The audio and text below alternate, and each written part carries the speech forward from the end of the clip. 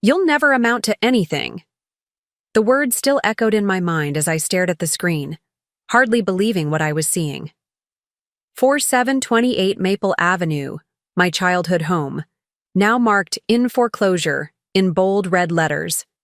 I hadn't set foot in Westridge for 10 years, not since the night my father threw my belongings onto the front lawn while my mother watched from the doorway, arms crossed.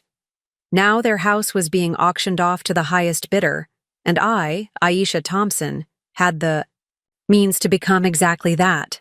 Before we jump back in, tell us where you're tuning in from, and if this story touches you, make sure you're subscribed. Because tomorrow, I've saved something extra special for you. My phone buzzed, interrupting my trance. Darius, my business partner, was calling. Did you see it? He asked without preamble when I answered.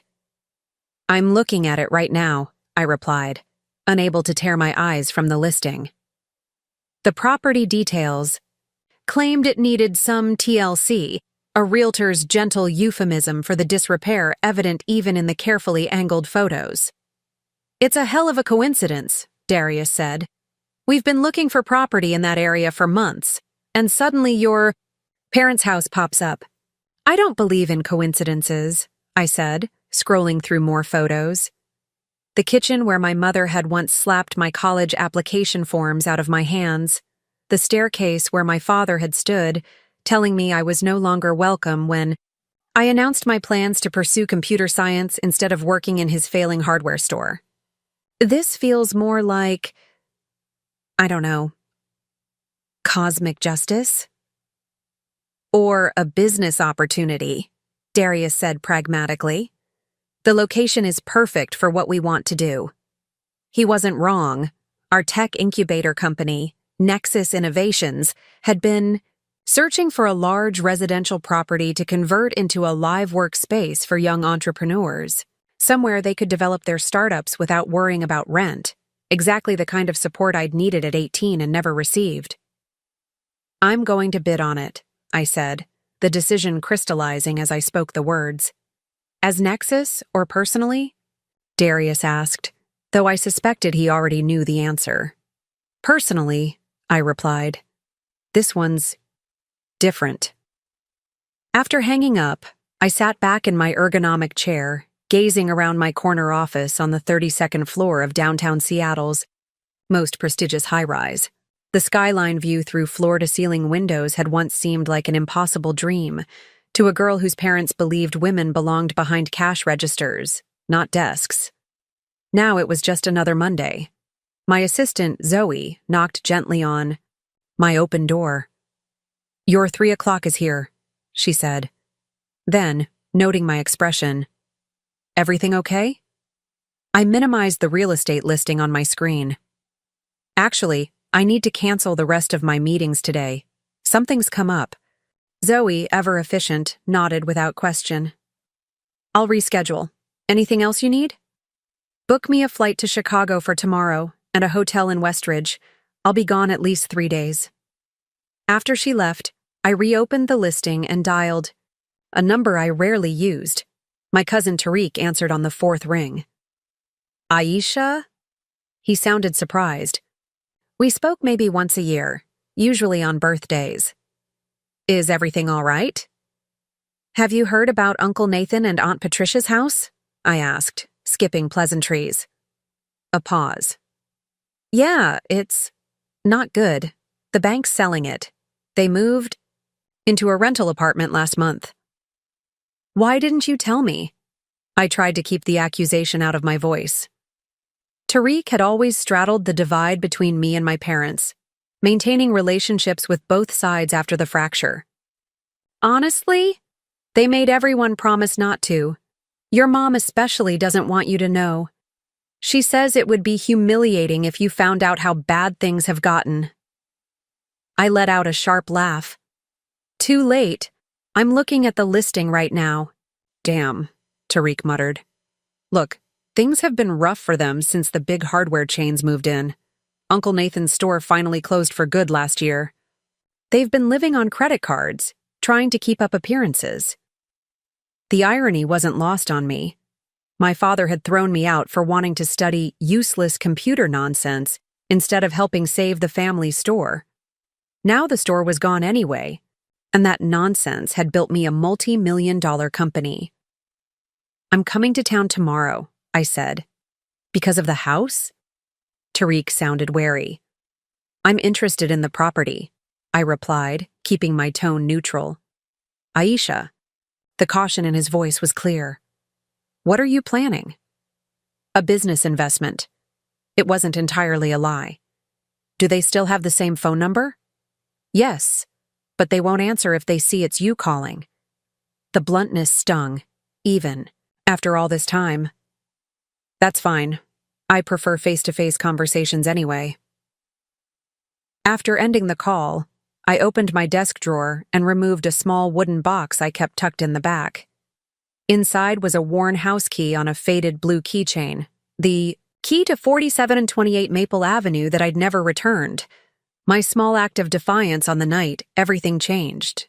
I closed my hand around it, feeling its teeth press into my palm. I remembered that night with perfect clarity. The summer rain soaking through my t-shirt as I gathered my scattered belongings from the lawn, neighbors peering from behind curtains, my mother's final words, "You've made your choice, now live with it." I had lived with it. I'd couch-surfed with friends until my scholarship housing opened, worked 3 part-time jobs through college, graduated top of my class, founded Nexus with Darius, built it from nothing into a company that now employed over 200 people and had helped launch dozens of successful startups. My phone buzzed with a text from Michaela, my girlfriend of 2 years. "Still on for dinner tonight?" Made reservations at Altura for 7. I'd almost forgotten our anniversary dinner. I texted back quickly, "Definitely, and pack a bag after. We're going to Chicago tomorrow." Michaela, a corporate attorney who understood the demands of business, responded, "Immediately? Intriguing? Business or pleasure?" I stared at the question, fingers hovering over the keyboard. What exactly was this trip? Revenge? Closure? Business? Perhaps all three. "Unfinished business," I finally replied. I returned to the listing, clicking through to the virtual tour. The house looked smaller than I remembered, the once pristine lawn now patchy and overgrown. My old bedroom window, visible in one exterior shot, had a crack running diagonally across the glass. It was oddly fitting. Nothing about this home had remained intact, not the family inside it, not even its physical structure. The bank had set the starting bid low. Given the property's condition and the neighborhood's declining values, they clearly wanted a quick sale. I could easily offer double their asking price and still consider it a bargain for what I had planned. I picked up my phone again and called my personal financial advisor. "Harper, I need to liquidate some assets. I'm making a cash offer on a property." "The Seattle Lake House?" she asked, referring to a property we'd been considering for months. "No, something unexpected. A foreclosure in Illinois. I'll need about $400,000 available by tomorrow."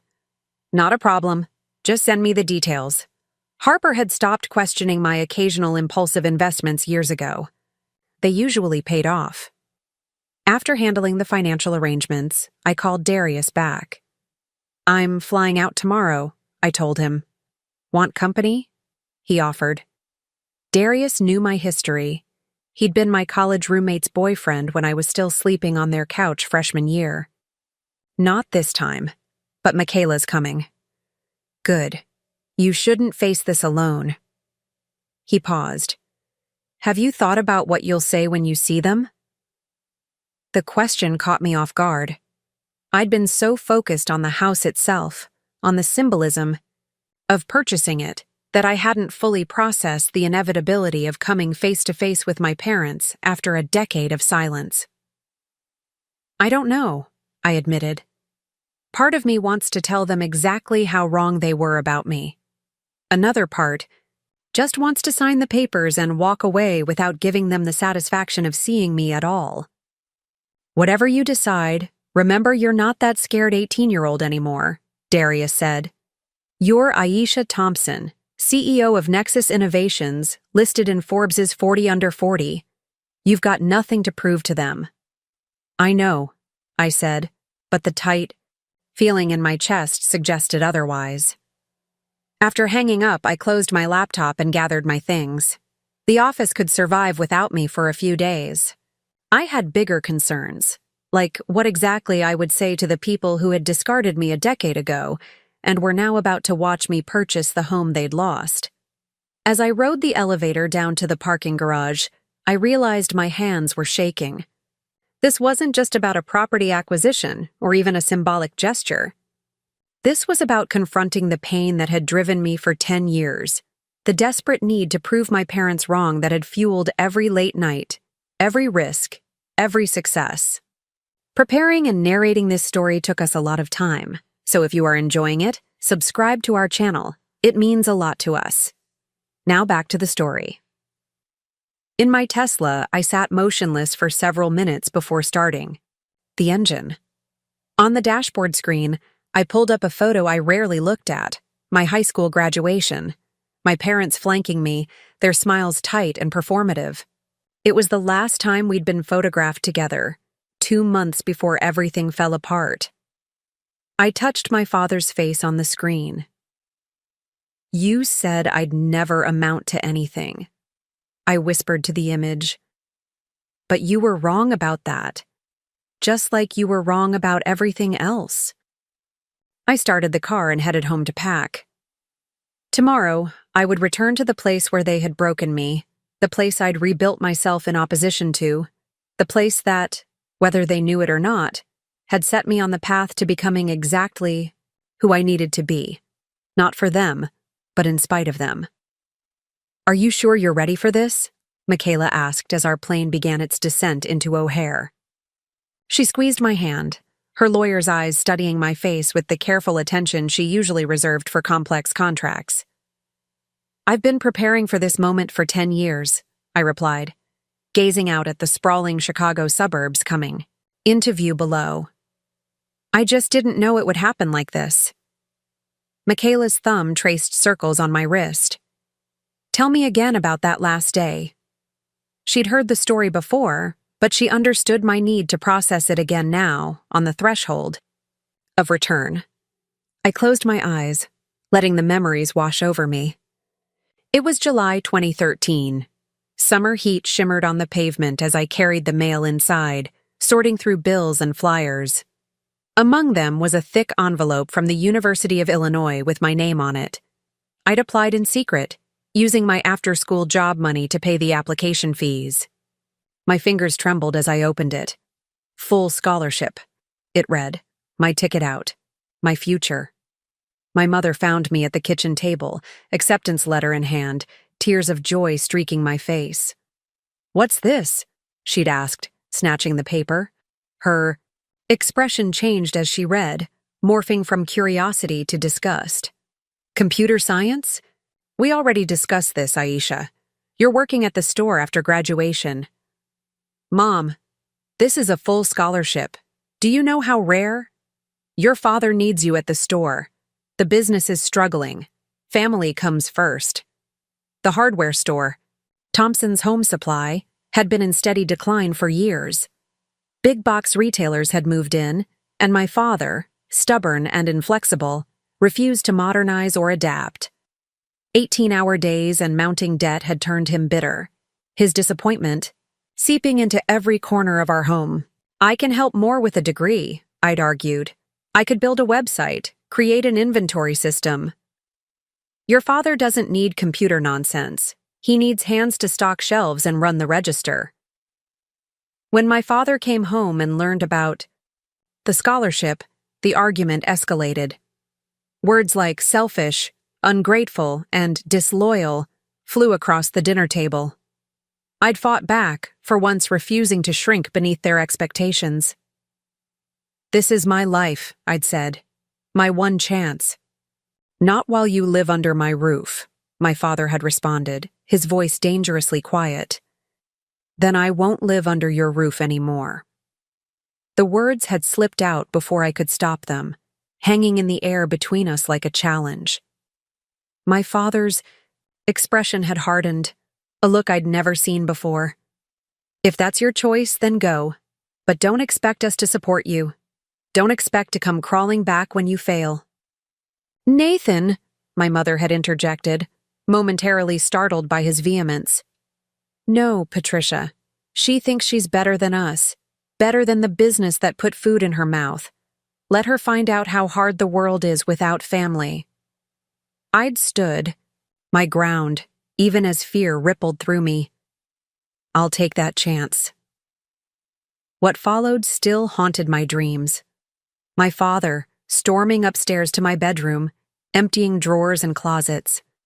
My clothes, books, and the laptop I'd saved for over a year to buy, all tossed unceremoniously onto the front lawn. My mother, not intervening, just watching with arms crossed.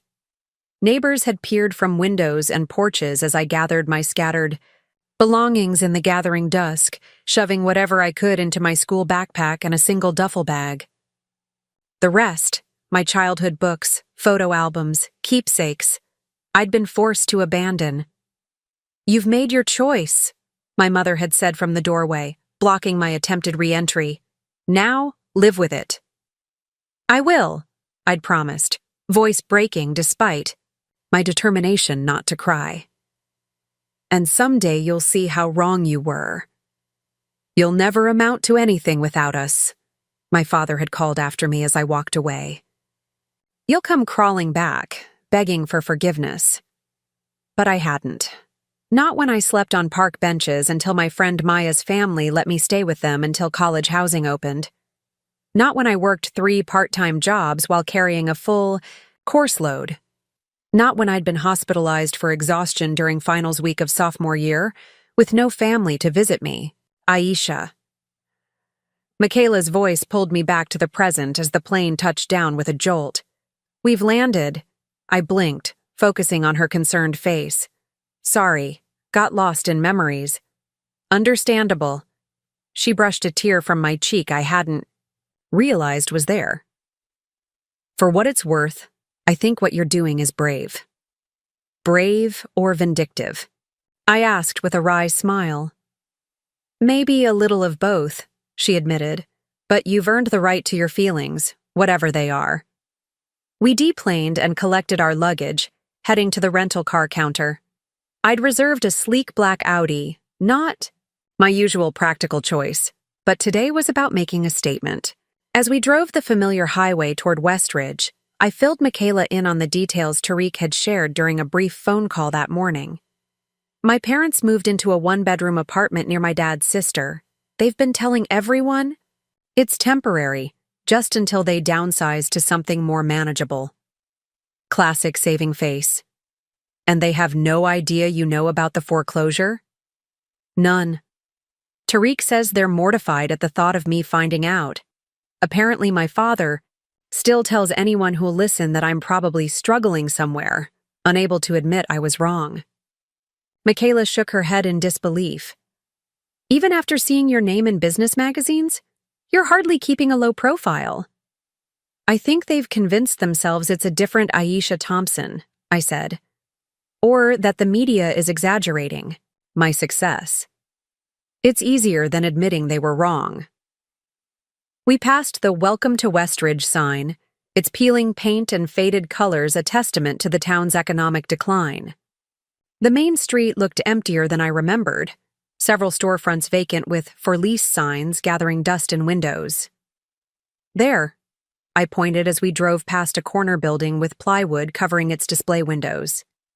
That was Thompson's. Home Supply. Michaela slowed the car. The faded outline of our family name was still visible on the brick facade.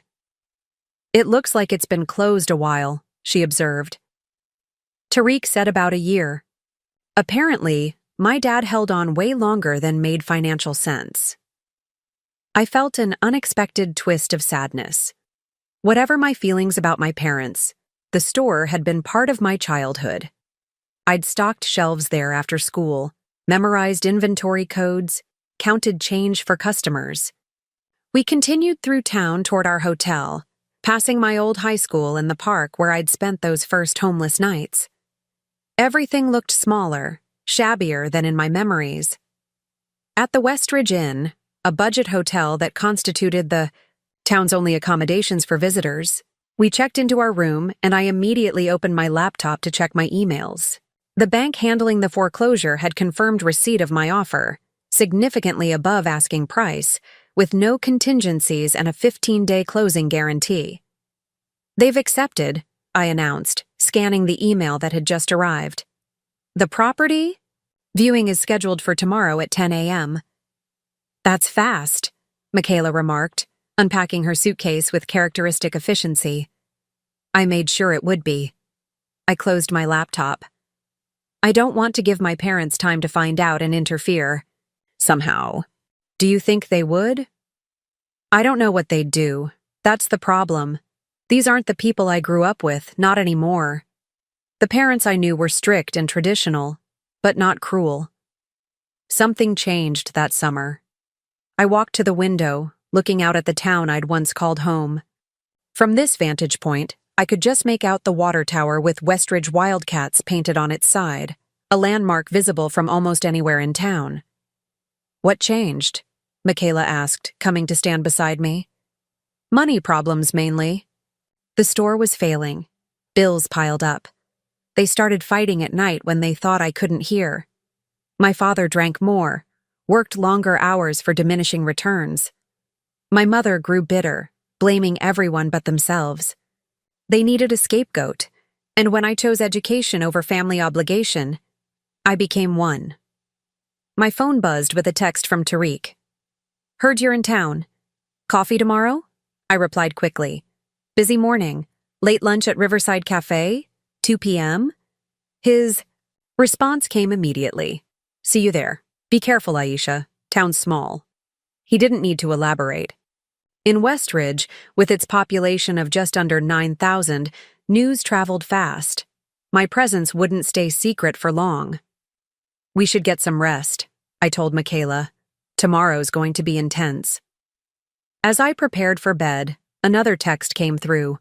This one from Darius. "Bank contact says property is vacant and ready for viewing. Previous owners fully moved out. Good luck tomorrow." Previous owners. Such a clinical term for the people who had given me life, then taken away everything else.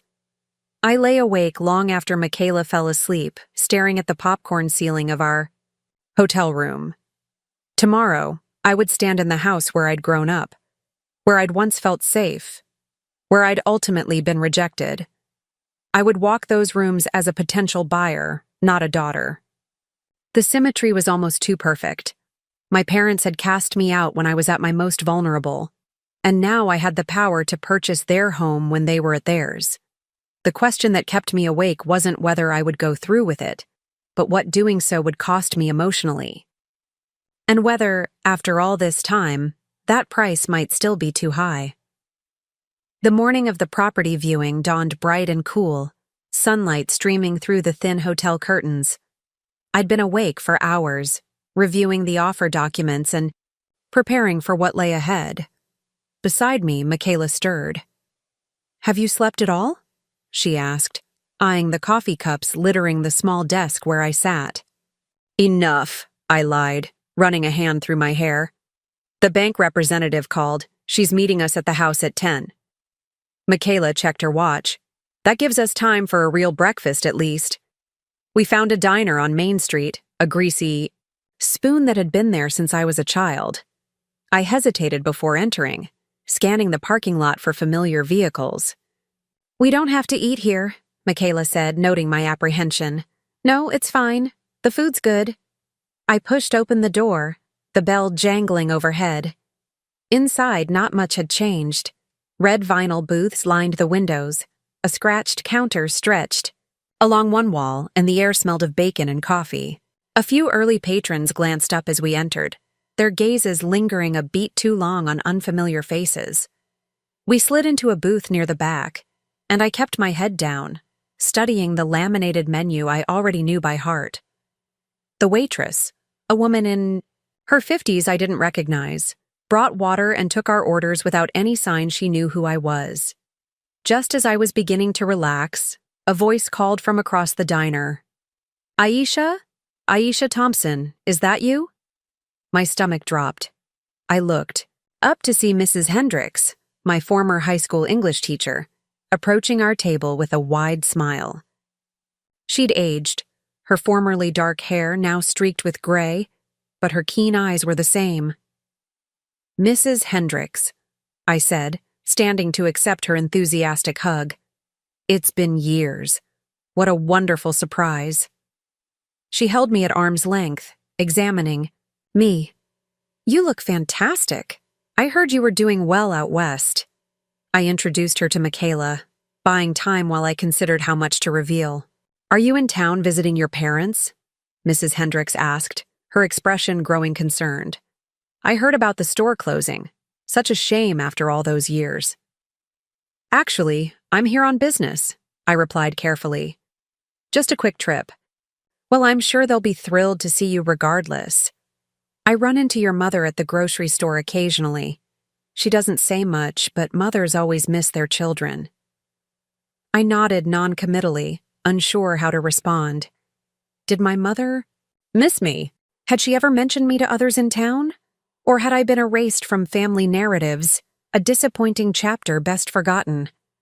I should let you enjoy your breakfast, Mrs. Hendricks said, sensing my discomfort. But it's wonderful to see you, Aisha. I always knew you'd do great things. After she left, I pushed my eggs around my plate, appetite gone. That's going to complicate things, I muttered. How so? Michaela asked. Mrs. Hendricks is good friends with half the town. By noon, everyone will know I'm back, including my parents. I checked my watch. We need to hurry. I want to be at the house before any complications arise. We paid and left, driving through residential streets toward Maple Avenue. The neighborhoods grew more familiar with each turn. The corner where I'd waited for the school bus, the park where I'd had my first kiss, the public library where I'd spent countless afternoons teaching myself coding when my parents thought I was studying traditional subjects. That's Maya's house, I pointed out as we passed a small blue bungalow. Her family let me stay with them after everything. Her mom packed me lunches for school even though they could barely afford it. Have you stayed in touch? Michaela asked. Christmas cards. She's a nurse in Milwaukee now, married with twins. We turned onto Maple Avenue and my words dried up. There it was, 4728, my childhood home. The two-story brick colonial with white shutters looked shabbier than in the listing photos. The lawn was overgrown, the flower beds I'd once helped my mother tend now choked with weeds. The basketball hoop my father had installed on my 12th birthday tilted precariously over the driveway, its backboard cracked. This is it? Michaela asked softly. I nodded, unable to speak past the sudden tightness in my throat. A sleek sedan pulled up behind us, and a woman in a crisp suit emerged, briefcase in hand. The bank representative, right on time. Ms. Thompson? She called, approaching with an outstretched hand. I'm Vanessa Klein from First Capital Bank. Thank you for your punctuality. We exchanged pleasantries, and she unlocked the front door, stepping aside to let me enter first. I hesitated on the threshold, memories washing over me in dizzying waves. Take your time, Michaela murmured, her hand steady on my back. I stepped inside, hit immediately by the familiar smell, a mixture of my mother's lavender cleaning products and my father's pipe tobacco, though both were long gone. The entryway opened to a living room that seemed smaller than I remembered, the walls bare of the family photos that had once hung there. As you can see, Vanessa said, consulting her. Notes, the property has been vacated but requires significant updating. The previous owners, I know who they are, I interrupted. This was my family home. Vanessa's professional demeanor faltered momentarily. I see. I wasn't aware of the connection. Will that be a problem for the purchase? No, I said firmly. It's precisely why I'm interested. We continued the tour, each room unleashing new memories. The dining room, where we'd had Sunday dinners. The kitchen, where I'd learned to bake with my grandmother before she passed.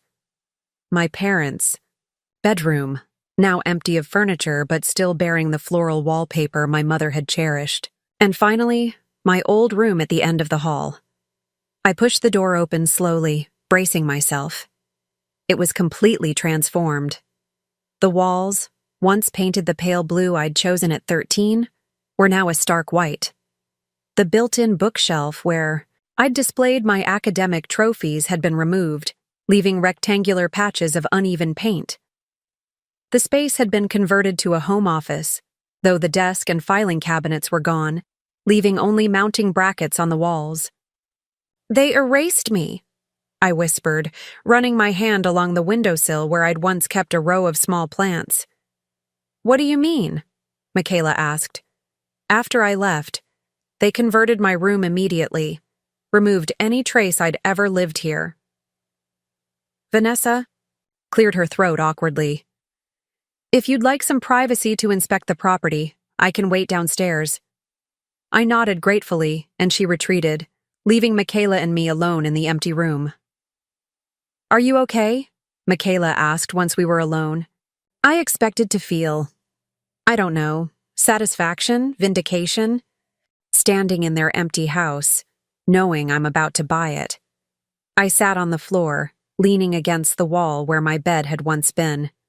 Instead, I just feel sad. For them. For me.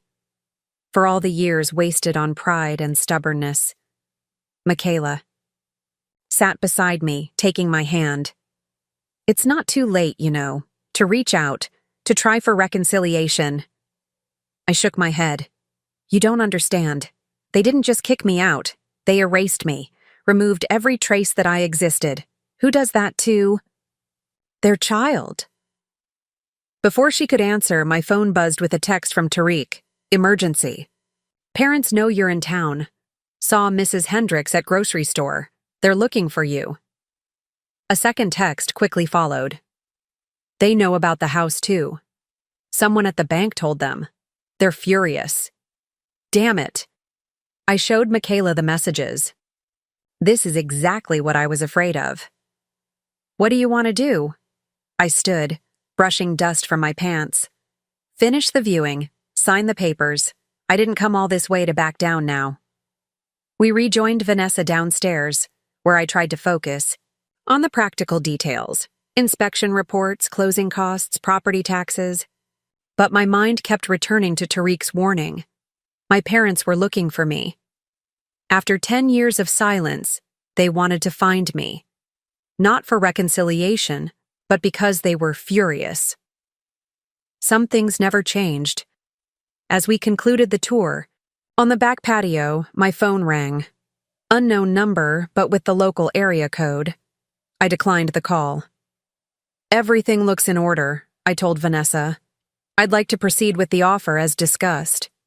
She nodded, opening her briefcase to retrieve documents. "We can complete the preliminary paperwork now. Given your cash offer and the expedited timeline you've requested, we should be able to close within 2 weeks." My phone rang again. Same number. I declined it again. "Is there somewhere we can sit to review the papers?" I asked. Vanessa gestured. "To the kitchen. The previous owners left the breakfast table. We can use that." We were midway through signing the initial documents when a car screeched to a halt in the driveway, doors slamming moments later.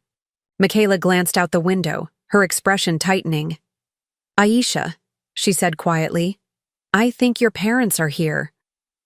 Heavy footsteps pounded up the front walk, followed by the sound of keys in the lock. The front door burst open. "What the hell do you think you're doing?" My father's voice, older but still instantly recognizable, thundered through the house. "This is our home." Vanessa stood alarmed. "Sir, you can't be here. This property is in foreclosure and under bank control. How did you get in?" "With my key," he snapped, storming into the kitchen with my mother close behind. "Because this is my house." 10 years fell away in an instant. There they were, My parents, older and grayer but unmistakable. My father, once imposing, now appeared diminished, his shoulders hunched, his face lined with bitterness. My mother, thinner than I remembered, her eyes wide with shock as they landed on me. "Aisha," she whispered, as if seeing a ghost. For a moment, no one spoke. The air crackled with a decade of unspoken words, of hardened hurts and festering wounds. Then my father found his voice again. "You," he said, my name apparently still difficult for him to speak. "You're the buyer?" I stood, straightening to my full height, meeting his gaze steadily. "Yes." "Why?" he demanded. "To humiliate us? Is that it?" The question hung between us, demanding an answer I wasn't sure I could articulate even to myself. Was it revenge? Justice? Closure? Or something else entirely? A reclaiming of what had been taken from me? Whatever my answer, it would change. Everything. Again. "I think we should continue this discussion privately," Vanessa suggested, gathering her papers. "The bank doesn't typically allow previous owners on the premises during viewings." "Previous owners?" My father's face flushed with anger. "This is still my house until someone else's name is on the deed." "Actually, Mr. Thompson," Vanessa replied, her professional tone unwavering, "the bank assumed ownership when you defaulted on your mortgage. Legally, you're trespassing." My mother placed a restraining hand on my father's arm. "Nathan, please, let's not make a scene." His eyes never left my face. Too late for that? Our daughters come home to gloat over our misfortune. The scene's already been made. "I'm not here to gloat," I said, finding my voice at last. "I'm here as a buyer, nothing more." "A buyer," he repeated incredulously.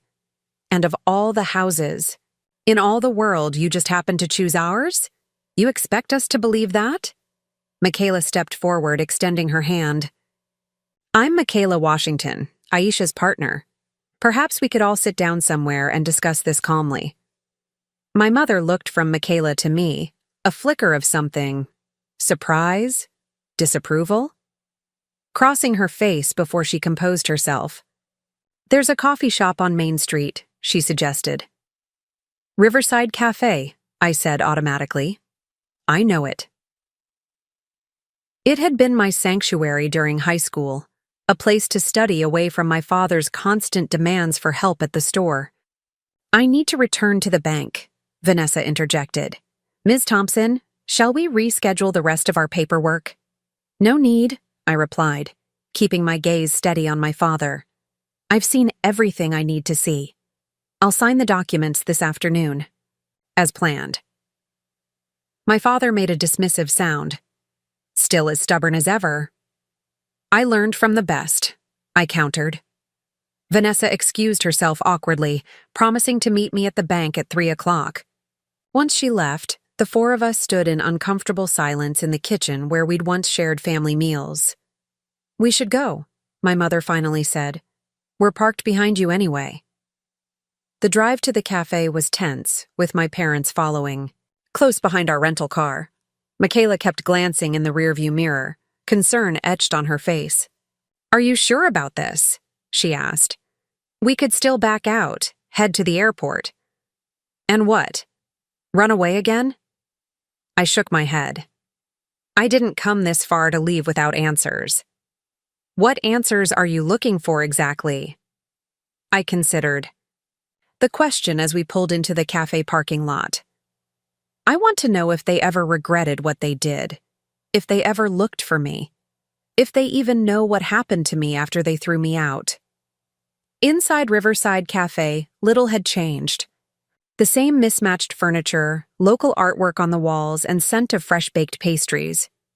We claimed a table in the corner, away from the handful of other patrons.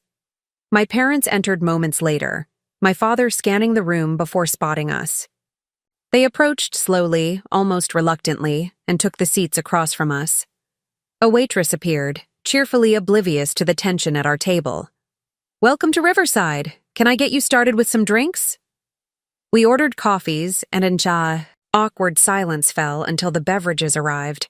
My mother wrapped her hands around her mug as if seeking warmth, though the day was mild. "You look well," she finally said, studying me with an intensity that made me uncomfortable. "Healthy." "I am," I replied simply. "And successful, apparently," my father added with an edge to his voice. "Successful enough to buy a house with cash." "Several houses, actually," I corrected before I could stop myself. "This would be my fourth property." His eyebrows rose slightly. "And what is it exactly that you do?" The question sent a spike of anger through me. 10 years of silence, and he couldn't even be bothered to find out what had become of me? "I co-founded and run a technology company called Nexus Innovations. We create collaborative workspaces and incubation programs for tech startups." "I've heard of Nexus," my mother said quietly. "There was an article in the Chicago Tribune business section last year." I nodded. "We were expanding our Midwest operations." "And now you're here to buy our house," my father said, cutting through the small talk. "Why?" "The location works for our newest project," I said, maintaining the business pretense, though. We all knew there was more to it. "There are dozens of properties for sale in this county," he countered. "Why this one?" "Nathan," my mother murmured warningly. "No, Patricia. I want to hear her say it. I want to hear her admit she's doing this out of spite." Michaela tensed beside me, but I placed a calming hand on her knee beneath the table. "It's not spite," I said evenly. "It's business. The property meets our needs and was available at a good price." "Bullshit," my father spat, causing heads to turn at nearby tables. "You're enjoying this, aren't you? Seeing us brought low while you swoop in with your money and your fancy girlfriend?" "That's enough," Michaela said firmly. "Aisha has been nothing but professional about this transaction." My mother touched my father's arm again, her fingers leaving wrinkles in his shirt sleeve. "Please, Nathan. Not here." He subsided, jaw clenched, eyes burning with resentment. My mother turned to me, her expression softening slightly. "We heard you were doing well," she said. "Your cousin Tariq mentioned you were in Seattle. We didn't know about your company." "You could have called," I pointed out, "or emailed, or sent a letter. My contact information hasn't changed since college." "We didn't think you'd want to hear from us," she said, eyes downcast, "after how things ended."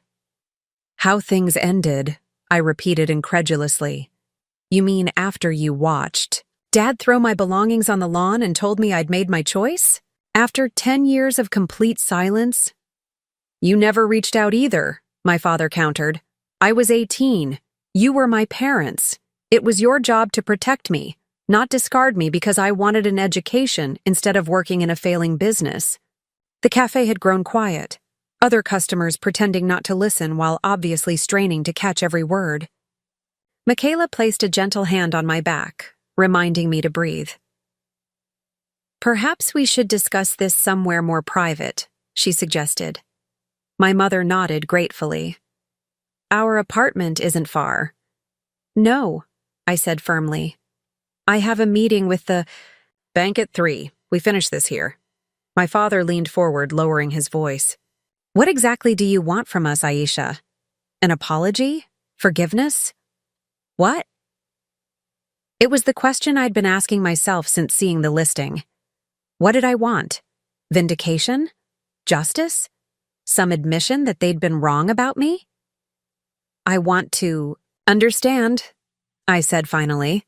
"I want to know how parents could throw their child away over a college choice. I want to know if you ever regretted it, or tried to find me. I want to know if you have any idea what those first months were like for me." My mother's eyes filled with tears. "Of course we regretted it. Almost immediately. But you were gone. And your father." She stopped, glancing at him. "My pride," he admitted reluctantly. I was too proud to admit I'd made a mistake, and then too much time had passed, and it seemed impossible to bridge the gap. So you redecorated my room instead, I said. Erased every trace of me. That was my fault, my mother said softly. I couldn't bear to see your things, knowing you weren't coming back. It was too painful. Painful for you? I slept on park benches. I ate from food pantries. I worked 3 jobs while taking full-time classes because I had no safety net, no family support. My father flinched visibly. We didn't know. You didn't try to know. I took a deep breath, steadying myself. Here's what's going to happen. I'm purchasing the house. The sale will close in 2 weeks. What I do with it afterward is my business. And what exactly do you plan to do with it? My father asked, a hint of his old suspicion returning. That depends partly on what I learn today, I replied honestly. Learn about what? About whether there's anything worth salvaging here. I gestured between us. About whether you're the same people who threw me away, or if you've changed in the intervening years. My mother reached across the table, hesitantly touching my hand. I didn't pull away. We've changed, she whispered, losing the store, the house. It's been humbling, but losing you was worse. Much worse. Then why didn't you reach out? I asked, the question that had haunted me for a decade. Fear, my father admitted, surprising me with his candor. Fear that you'd reject us. Fear that you'd failed and wouldn't want us to know. Fear that you'd succeeded and wouldn't need us anymore. And then we started seeing your name, my mother added.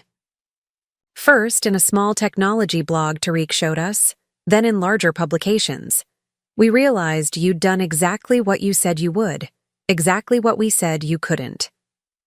We were wrong, my father said, the words clearly difficult for him. About everything. About you. I studied him, searching for signs of manipulation or insincerity, but found only weariness and regret. Tell me what happened after you left, my mother requested softly. Please, we've imagined so many scenarios. So I told them, about Maya's family taking me in temporarily, about working multiple minimum wage jobs while maintaining my scholarship requirements, about the professor who became a mentor when he discovered I was living in the 24-hour computer lab during holidays when dorms closed, about meeting Darius in an entrepreneurship class, and our late-night coding sessions that led to our first app, and eventually to Nexus. They listened without interrupting, my mother occasionally wiping tears, my father growing increasingly somber. When I finished, a heavy silence hung between us. We failed you, my father finally said, his voice rough with emotion. Completely and utterly failed you as parents. It was the acknowledgement I'd been waiting for, perhaps even the reason I'd come back. But instead of satisfaction, I felt only a profound sadness for all the wasted years, the moments that could never be reclaimed. Yes, I agreed simply. You did. Is there any way? My mother asked hesitantly. Any way at all that we might start to make amends? I glanced at my watch. I need to get to the bank. But there's something you should know about the house. They looked at me expectantly, perhaps bracing for the final blow. News that I planned to demolish it, or flip it for profit, or some other symbolic erasure of their existence. I'm not buying it for myself, I said, or even primarily for Nexus. Then why? My father asked. That's what I'm still figuring out, I replied, rising from the table. I'll be in town for 2 more days. Perhaps we can continue this conversation tomorrow. As Michaela and I walked toward the door, my mother called after me. Aisha, are you happy in your life now? I turned back to look at them, these 2 diminished figures who had once been the center of my world. Yes, I said truthfully. I built a good life. No thanks to you, but also, in some strange way, because of you. Outside in the fresh air, Michaela squeezed my hand. You did really well in there. Did I? I wasn't sure what I'd accomplished beyond stirring up old pain. You got some of the answers you were looking for, and you gave them a lot to think about. As we drove toward the bank, I found myself dwelling not on my parents' mistakes, but on something else entirely. The purpose of this house, once it became mine. I'd come seeking closure, perhaps even revenge. But standing in those empty rooms, facing my parents across that cafe table, I'd glimpsed something unexpected. The possibility of a different kind of resolution. The question now was whether I had the courage to pursue it. The bank meeting was mercifully straightforward. I signed the necessary papers, transferred the initial deposit, and scheduled the closing for 2 weeks from Friday. Vanessa remained, professionally neutral, though I caught her curious glances. Clearly, word of my confrontation with my parents had already reached her.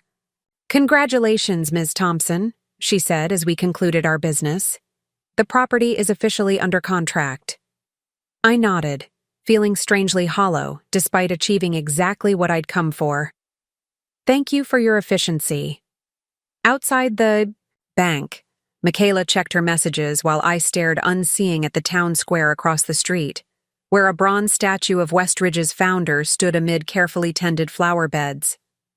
"Darius wants an update," she reported, "and your cousin Tariq has texted 3 times asking if you're okay.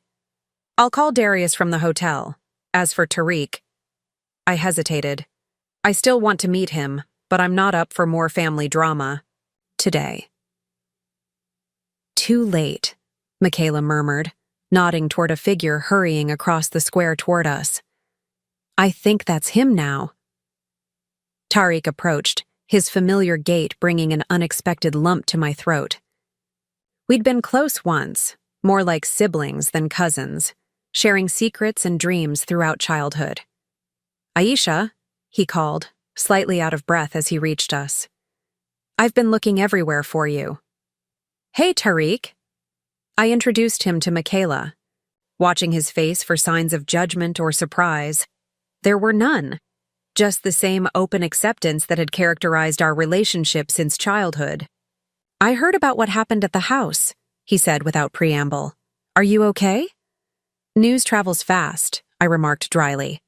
"Mrs. Winters from next door called her daughter, who texted her cousin, who works with my wife." He shrugged. "You know how Westridge is." I did know. The town's informal information network had been both comfort and curse growing up. People always looking out for each other, but privacy virtually non-existent. "I'm fine," I assured him. We had coffee afterward. It was civil mostly. "Civil?" he repeated skeptically. "With Uncle Nathan, the man who once yelled at the mayor during a town meeting?"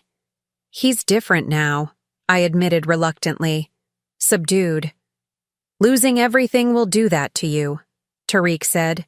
"Look, can we talk? Somewhere? There are things you should know." We ended up at a small park near the river, sitting at a picnic table while children played nearby on aging equipment. Michaela excused herself to make some work calls, giving us privacy. "You look good, Aisha," Tariq said once we were settled. "Success suits you." "Thanks. You too." He'd grown into his lanky frame, now a confident-looking man with a wedding ring and the beginnings of smile lines around his eyes. "Your mom mentioned you're a high school principal now?" "Vice principal," he corrected. "At Westridge High. Ironically enough. The same halls where we used to pass notes and complain about teachers." "Life's full of circles," I observed, thinking of my impending ownership of my childhood home. "Speaking of which," Tariq leaned forward, his expression turning serious, "there's something you need to understand about your parents." I tensed, defensive instincts kicking in. "If you're about to ask me to forgive them?" "I'm not," he interrupted. "What they did was inexcusable. I told them so at the time, and many times since." This surprised me. "You did? Why do you think there was such a rift between our families for years? My mom barely spoke to yours after what happened to you." Dad refused to help Uncle Nathan with the store when things got bad. We all thought it was monstrous, what they did. I blinked back unexpected tears.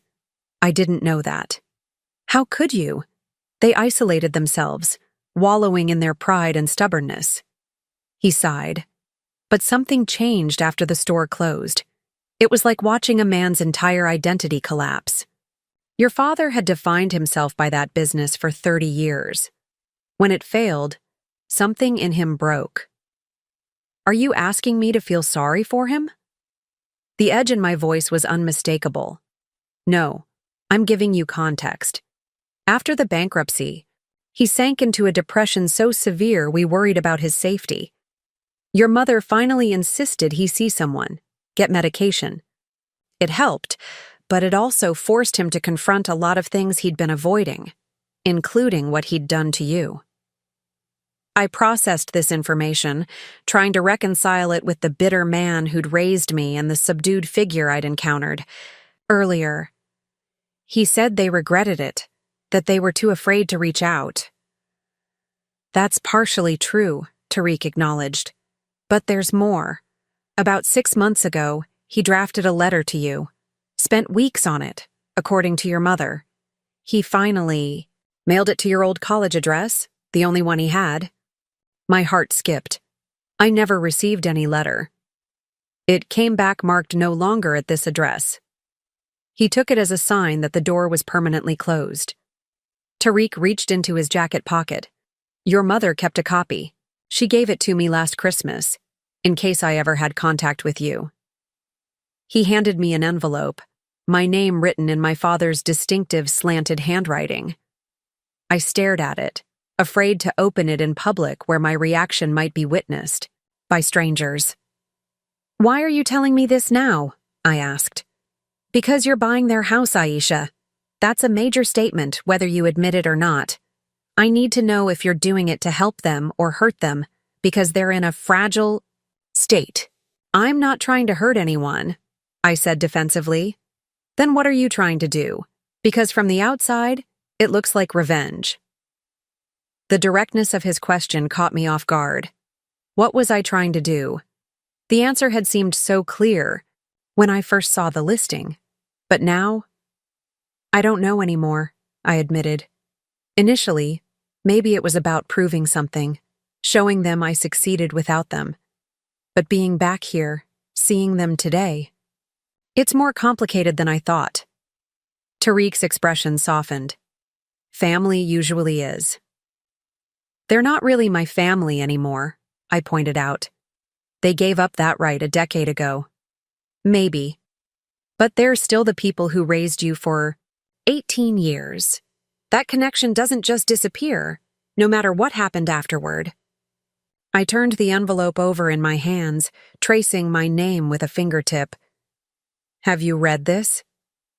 He shook his head. It wasn't for me. But Aunt Patricia said it contains everything he couldn't bring himself to say in person. My phone buzzed. A text from Darius asking for confirmation that the contract had been signed.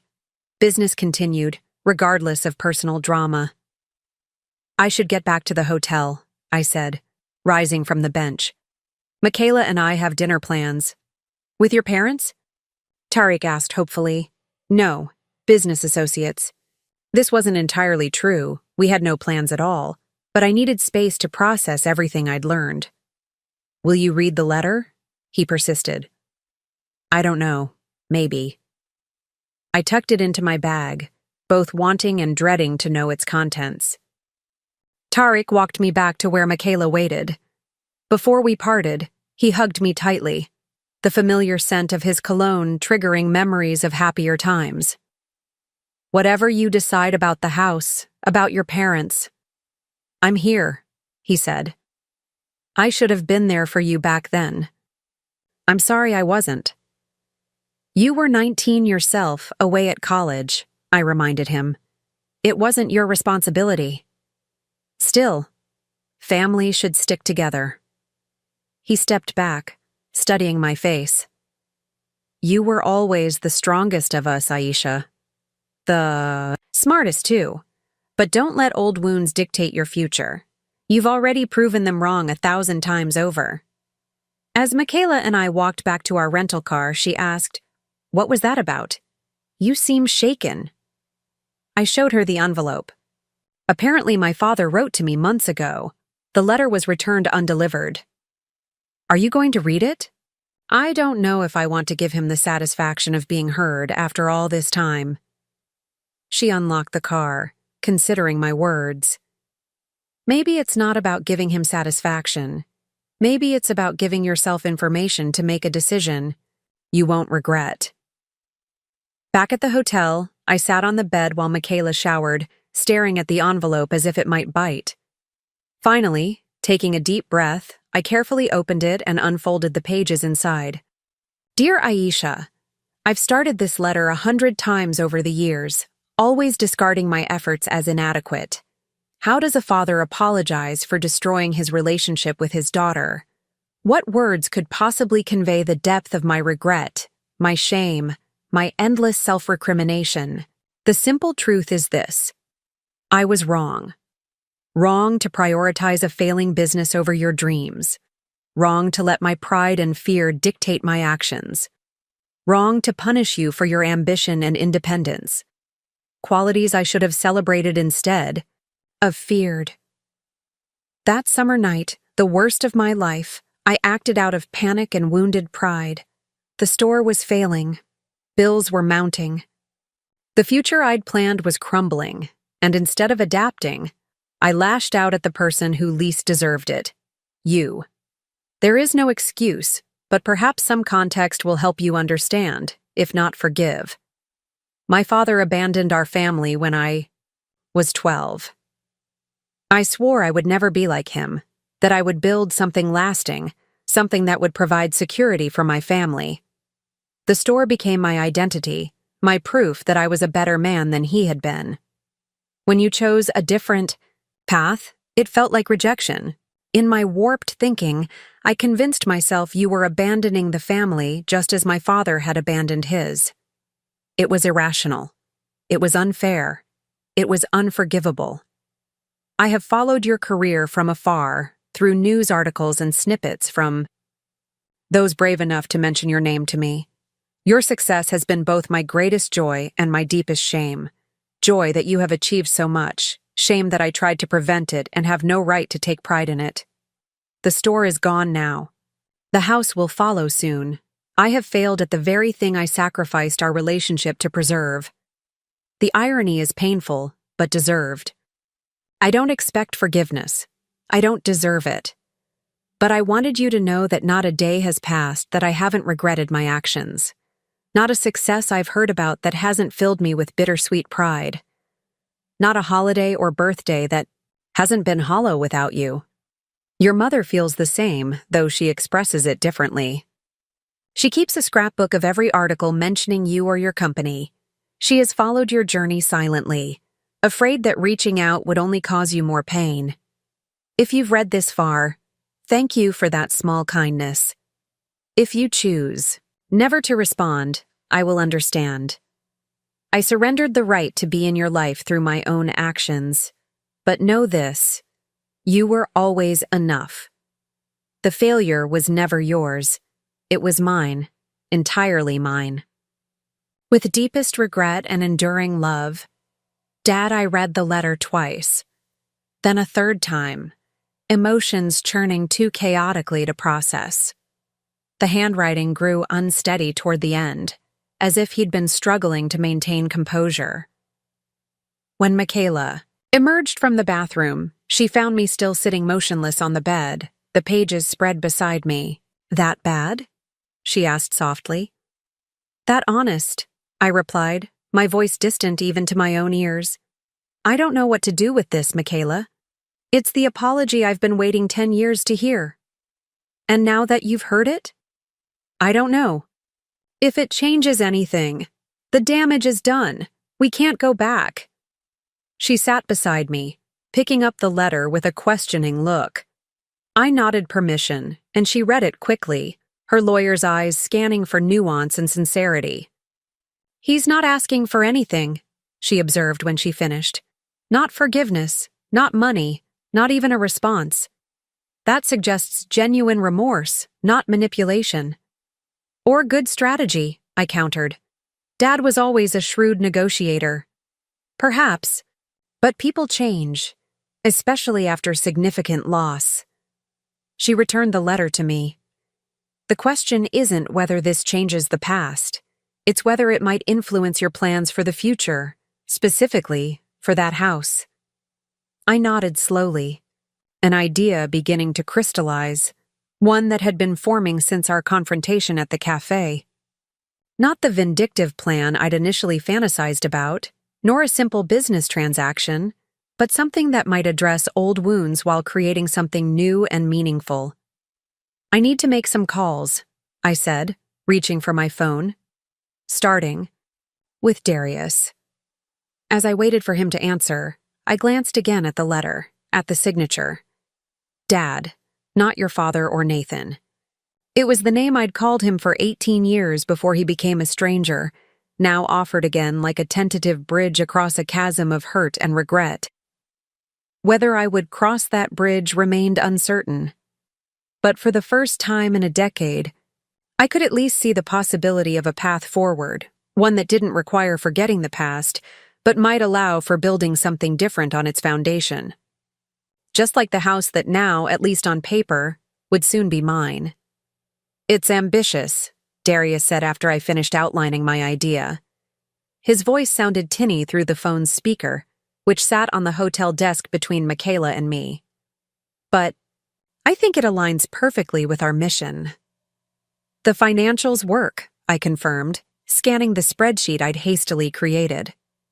We've been looking to expand our youth initiative anyway, and the Westridge location would be significantly more affordable than Chicago proper. What about zoning? Michaela asked, ever practical. Residential to commercial conversions can get complicated.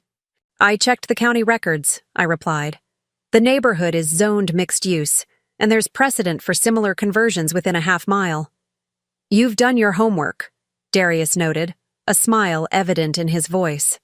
But I have to ask, Aisha, is this really about business expansion, or is it about other considerations? I glanced at my father's letter, which lay on the nightstand. Both, I admitted. The location genuinely works for our needs. But yes, there's a personal component to this decision. As long as we're clear about that, he said. I support this completely, but let's make sure we're making sound business decisions, not just emotional ones. That's why I have you both, I said, grateful for their level-headed perspectives. So we're agreed. I'll move forward with the plan? Agreed, they replied in unison. After ending the call, I paced the room while Michaela watched me with concern. What's next? She asked. Next, I need to meet with the town planning board to ensure there are no hidden obstacles. Then, assuming that goes well, I'll need to start interviewing local contractors for the renovations. And your parents? Her gentle probe went to the heart of what I was carefully avoiding. I stopped pacing. I need more time to think about that. The clock is ticking, Aisha. We're supposed to leave tomorrow afternoon. She was right. If I wanted to move forward with my plan, I needed to have difficult conversations, and soon. I'll call Tariq, I decided. Ask him to arrange a meeting with my parents tomorrow morning. While Michaela ordered room service, I stepped into the hall to make the call. Tariq answered immediately. Did you read it? He asked without preamble. Yes. I didn't elaborate, unsure how to articulate my tangled emotions. And it's complicated. Look, I need to see them again before I leave town. Can you arrange it? Maybe at their apartment, where we can speak privately. Of course. The relief in his voice was palpable. What time? 9 tomorrow morning? I have meetings with local officials afterward. I'll make it happen, he promised. Can I tell them what it's about? I hesitated. Just say I want to discuss the house. Nothing more. After hanging up, I spent hours refining my plan, researching local regulations, and preparing the presentation I would need for the planning board. Working gave me purpose, a way to channel the emotional turbulence into something productive. By the time I finally fell asleep, it was past midnight, my father's letter still on the nightstand, its words etched in my mind. Morning came too quickly. I dressed with particular care, choosing a professional outfit that conveyed confidence without ostentation. Black trousers, a silk blouse, and a tailored blazer, accessorized minimally with the small diamond earrings Michaela had given me for our first anniversary. "You look like you're heading into a high-stakes negotiation," she observed over breakfast. "In a way, I am." I pushed my eggs around my plate, appetite diminished by nerves. "Want me to come with you?" I considered her offer. Having Michaela's steady presence would be comforting, but this was a conversation I needed to have alone. "Thanks, but I think this needs to be just family." "Family," she echoed with a small smile.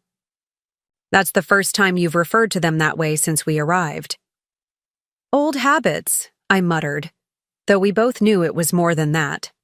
Tariq texted the address, a small apartment complex on the edge of town, far from the comfortable neighborhood where my family home stood. As I drove there alone, having dropped Michaela at a coffee shop to work remotely, I rehearsed what I would say, how I would present my proposition without seeming either condescending or vulnerable. The building was a plain two-story structure, its beige siding and modest landscaping a far cry from our former home's established elegance. I parked next to Tariq's familiar Honda and took a steadying breath before climbing the exterior stairs. To Unit 2B, Tariq opened the door before I could knock, enfolding me in a quick hug. "They're nervous," he whispered. "Be gentle if you can." The apartment beyond was small but tidy, furnished with a few pieces I recognized from our home. My mother's reading chair, the coffee table my father had built in his brief woodworking, family photos on the walls. My parents stood as I entered, their body language hesitant. "Aisha," my mother said, taking a half step forward as if unsure whether to attempt a hug. She settled for a tight smile instead. "Thank you for coming." "Would you like coffee?"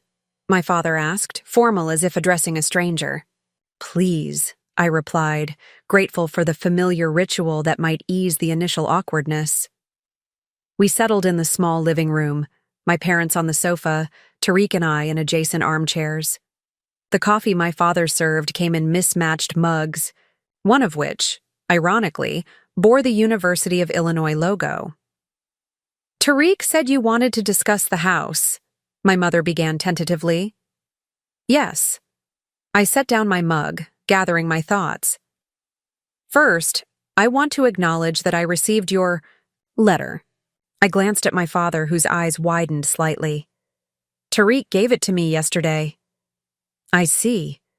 My father's hands tightened around his mug. "I didn't expect it would ever reach you." "It helped me understand some things," I said carefully. "Though it doesn't change what happened." "Of course not," he agreed quickly. "Nothing can undo that damage." I nodded, appreciating his realism. I've been thinking a lot about the house, and why I felt so compelled to buy it when I saw the listing. At first, I thought it was about reclaiming something that was taken from me. Maybe even about proving a point. My mother winced but remained silent. But being back here, seeing the town, talking with you yesterday, it's made me reconsider my intentions. I leaned forward slightly. "I want to tell you what I'm planning to do with the property, and then I have a proposition for you both." They exchanged glances, clearly bracing for the worst. Nexus Innovations, my company, has a youth initiative called Next Gen. We provide technology education, mentorship, and workspace for underprivileged young people, particularly those from backgrounds where higher education isn't supported or encouraged. Understanding dawned in my father's eyes. "You're turning the house into one of these centers." "Yes, we'll renovate it to include computer labs, meeting spaces, and areas for workshops and classes. Local high school students will be able to use it after school and on weekends. We'll offer scholarships, internships, and direct pathways to tech careers. That's remarkable, my mother said softly. It's fitting, I continued. A place where I was once told I couldn't pursue my dreams will become a place where other young people are encouraged to pursue theirs. My father nodded slowly, pain and pride warring in his expression. It's a worthy purpose, far better than what we used it for. This is where my proposition comes in. I took a deep breath, still uncertain if I was making the right decision. I want to offer you both positions with the center. Stunned silence greeted my words. Positions? My father finally managed. What kind of positions? Dad, you ran a business for 30 years. You know inventory, supply chains, building maintenance, community relations. The center will need someone to handle those aspects. And me? My mother asked, voice barely above a whisper. You were a teacher before you left to help with the store. Your experience would be invaluable for our educational programs. You'd trust us with this? My father sounded incredulous. After everything? Trust needs to be rebuilt on both sides, I acknowledged. These would be trial positions initially, with clear expectations and regular evaluations. You'd report to the center director, not directly to me. Who would that be? My mother asked. I'm speaking with several candidates, including Tariq. I glanced at my cousin, who looked surprised but intrigued. His background in education makes him well qualified, if he's interested. Tariq nodded thoughtfully. I'd certainly consider it. My father set down his mug, hands trembling slightly. Why would you do this, Aisha? Is it pity? No, I said firmly. It's practicality combined with possibility. The center needs staff with local connections. You need employment. And perhaps working towards something meaningful, something that helps other young people avoid the conflicts we couldn't resolve, might be a way forward for all of us. A way forward, my mother repeated, tears gathering in her eyes. I never thought. To be clear, I added, this isn't about erasing the past or pretending those 10 years didn't happen. It's about creating something positive. Despite that history, the personal relationships between us would develop separately from the professional ones, at whatever pace feels right, if at all. You're offering us a job, not necessarily reconciliation, my father clarified. I'm offering an opportunity, with multiple dimensions, I corrected. What we each make of it is up to us. When would this happen? My mother asked, a hint of hope creeping into her voice. Renovations would start after closing, in about 2 weeks. We'd aim to open by fall, in time for the new school year. Training would begin in the interim. I hesitated. There's one more thing. The positions include housing. Housing, my father echoed. There's a carriage house behind the property that we're not using for the center. It needs work, but it's structurally sound. It would be part of your compensation package. My mother pressed a hand to her mouth, overcome. My father stared at me, speechless for perhaps the first time in his life. You don't need to decide immediately, I continued, uncomfortable with their intense emotions. Take some time to think it over. Discuss it privately. I have meetings until late afternoon, but we could talk again this evening. I don't need time, my father said suddenly, his voice rough. I accept. Nathan, my mother cautioned, we should discuss this. What's to discuss? Our daughter is offering us a chance to be part of something important, something that matters. A chance to make some small amends, through action rather than just words. He turned to me, his eyes clear and direct. I accept your terms, Aisha. All of them. Including the understanding that this doesn't automatically fix our relationship. My mother studied him for a moment, then nodded slowly. I accept as well, with the same understanding. The decisiveness I'd always admired in my father, when it wasn't being wielded against me, was still present, albeit tempered now by humility. "Good," I said, surprised by the relief that flooded through me. "Tariq can act as liaison while we're setting things up. I'll have contracts drafted and sent over for review." "Contracts," my father mused. "Very professional." "I've learned to protect myself and my interests," I said, a hint of the old hurt surfacing. "As you should," he acknowledged. "We didn't teach you that, but I'm glad you learned it anyway." An awkward silence fell, none of us quite sure how to proceed now that the primary purpose of our meeting had been addressed. "I should get going," I said finally, gathering my purse. "My meeting with the planning board is at 11. My mother stood as I did. "Will we see you again before you leave town?" The question held more weight than its simple words suggested, not just about today or tomorrow, but about the future, about whether the door I'd cracked open might remain so. "Yes," I decided. "Dinner tonight? We could discuss the center in more detail." "We'd like that," she said, relief evident in her voice. As I turned to leave, my father spoke again. "Aisha, thank you, not just for the opportunity, but for considering a different path than the one we showed you." I paused at the door, looking back at these familiar strangers who were my parents. 10 years ago, you said I'd never amount to anything. You were wrong. But proving that wasn't enough. I needed to do something with that success, something meaningful. "You have," my mother said softly. "No," I corrected her. "I'm just beginning." Outside in the morning sunshine, I leaned against my car for a moment, emotions threatening to overwhelm me. The plan I'd conceived in a night of inspiration and determination now felt real, with all its potential and its risks. I was committing significant resources, financial and emotional, to a project intertwined with my most painful memories. Tariq emerged from the apartment, joining me by the car. "That was unexpected," he said. "For me too, honestly. I didn't finalize the plan until last night." "Are you sure about this? Working with them won't be easy." "Nothing worth doing ever is," I replied, echoing one of my father's own frequent sayings. "Besides, they'll be accountable to the center director, not to me directly." Tariq smiled slightly. "About that, were you serious about considering me for the position?" "Completely serious. You have the educational background, community connections, and personal investment in the mission.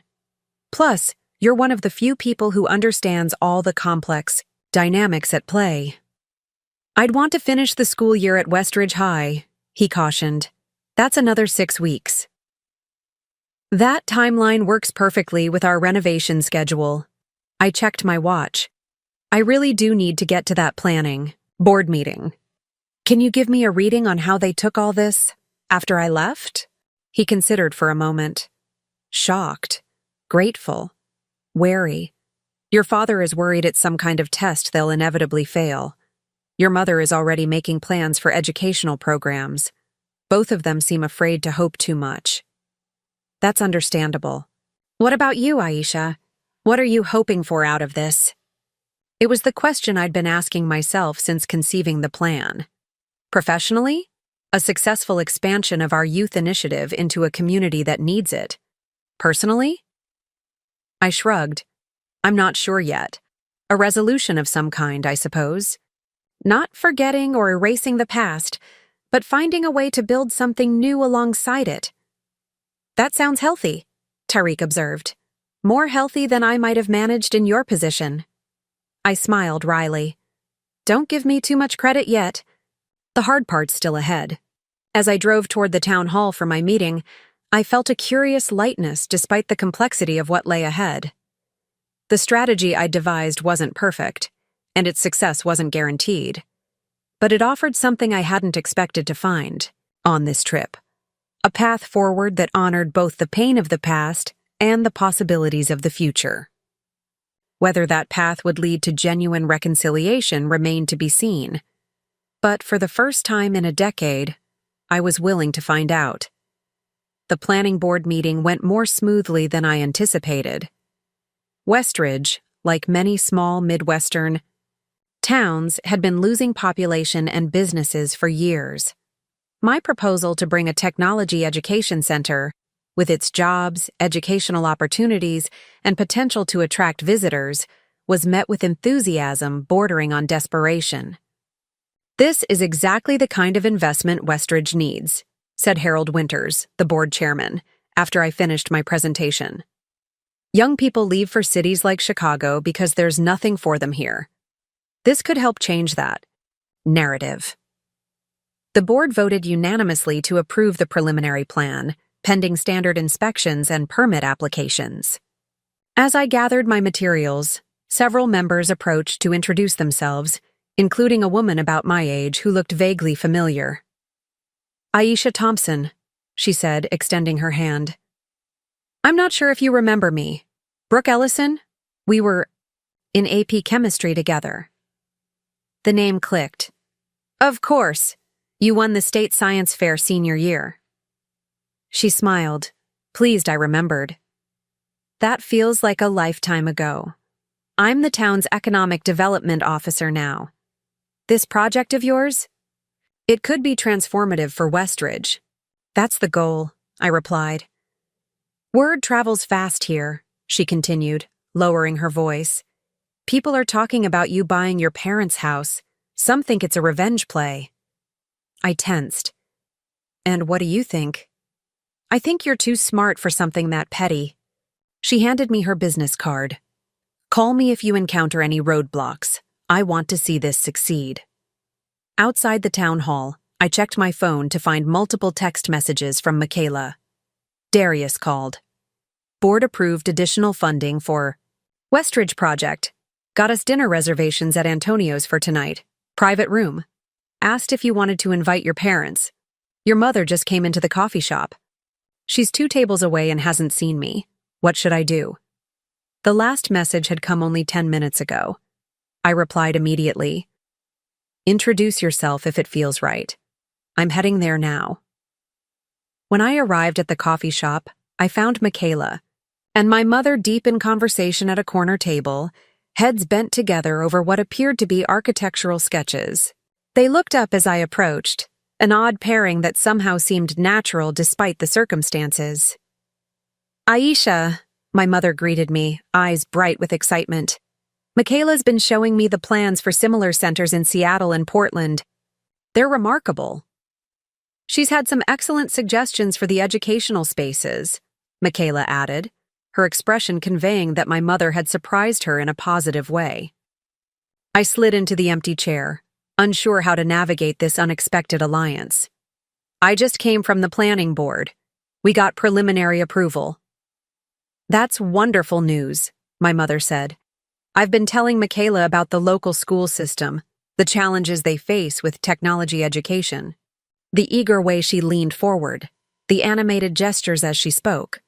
These were glimpses of the mother I remembered from early childhood, before financial stress and my father's rigidity had dimmed her enthusiasm.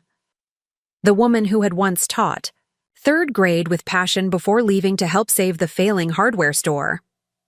"Patricia has insights that could be valuable for customizing the programs to local needs," Michaela observed, using my mother's first name with an ease that startled me. "I'm glad you two had a chance to talk," I said carefully. My mother sensed my reserve. "I hope you don't mind. I came to pick up coffee for your father and myself, and I recognized Michaela from yesterday." "Of course I don't mind," I assured her, though the reality was more complicated. I'd envisioned maintaining clear boundaries between my personal and professional relationships with my parents. Seeing Michaela and my mother conversing like colleagues disrupted that compartmentalization. "I should get this coffee back to your father," my mother said, gathering her things.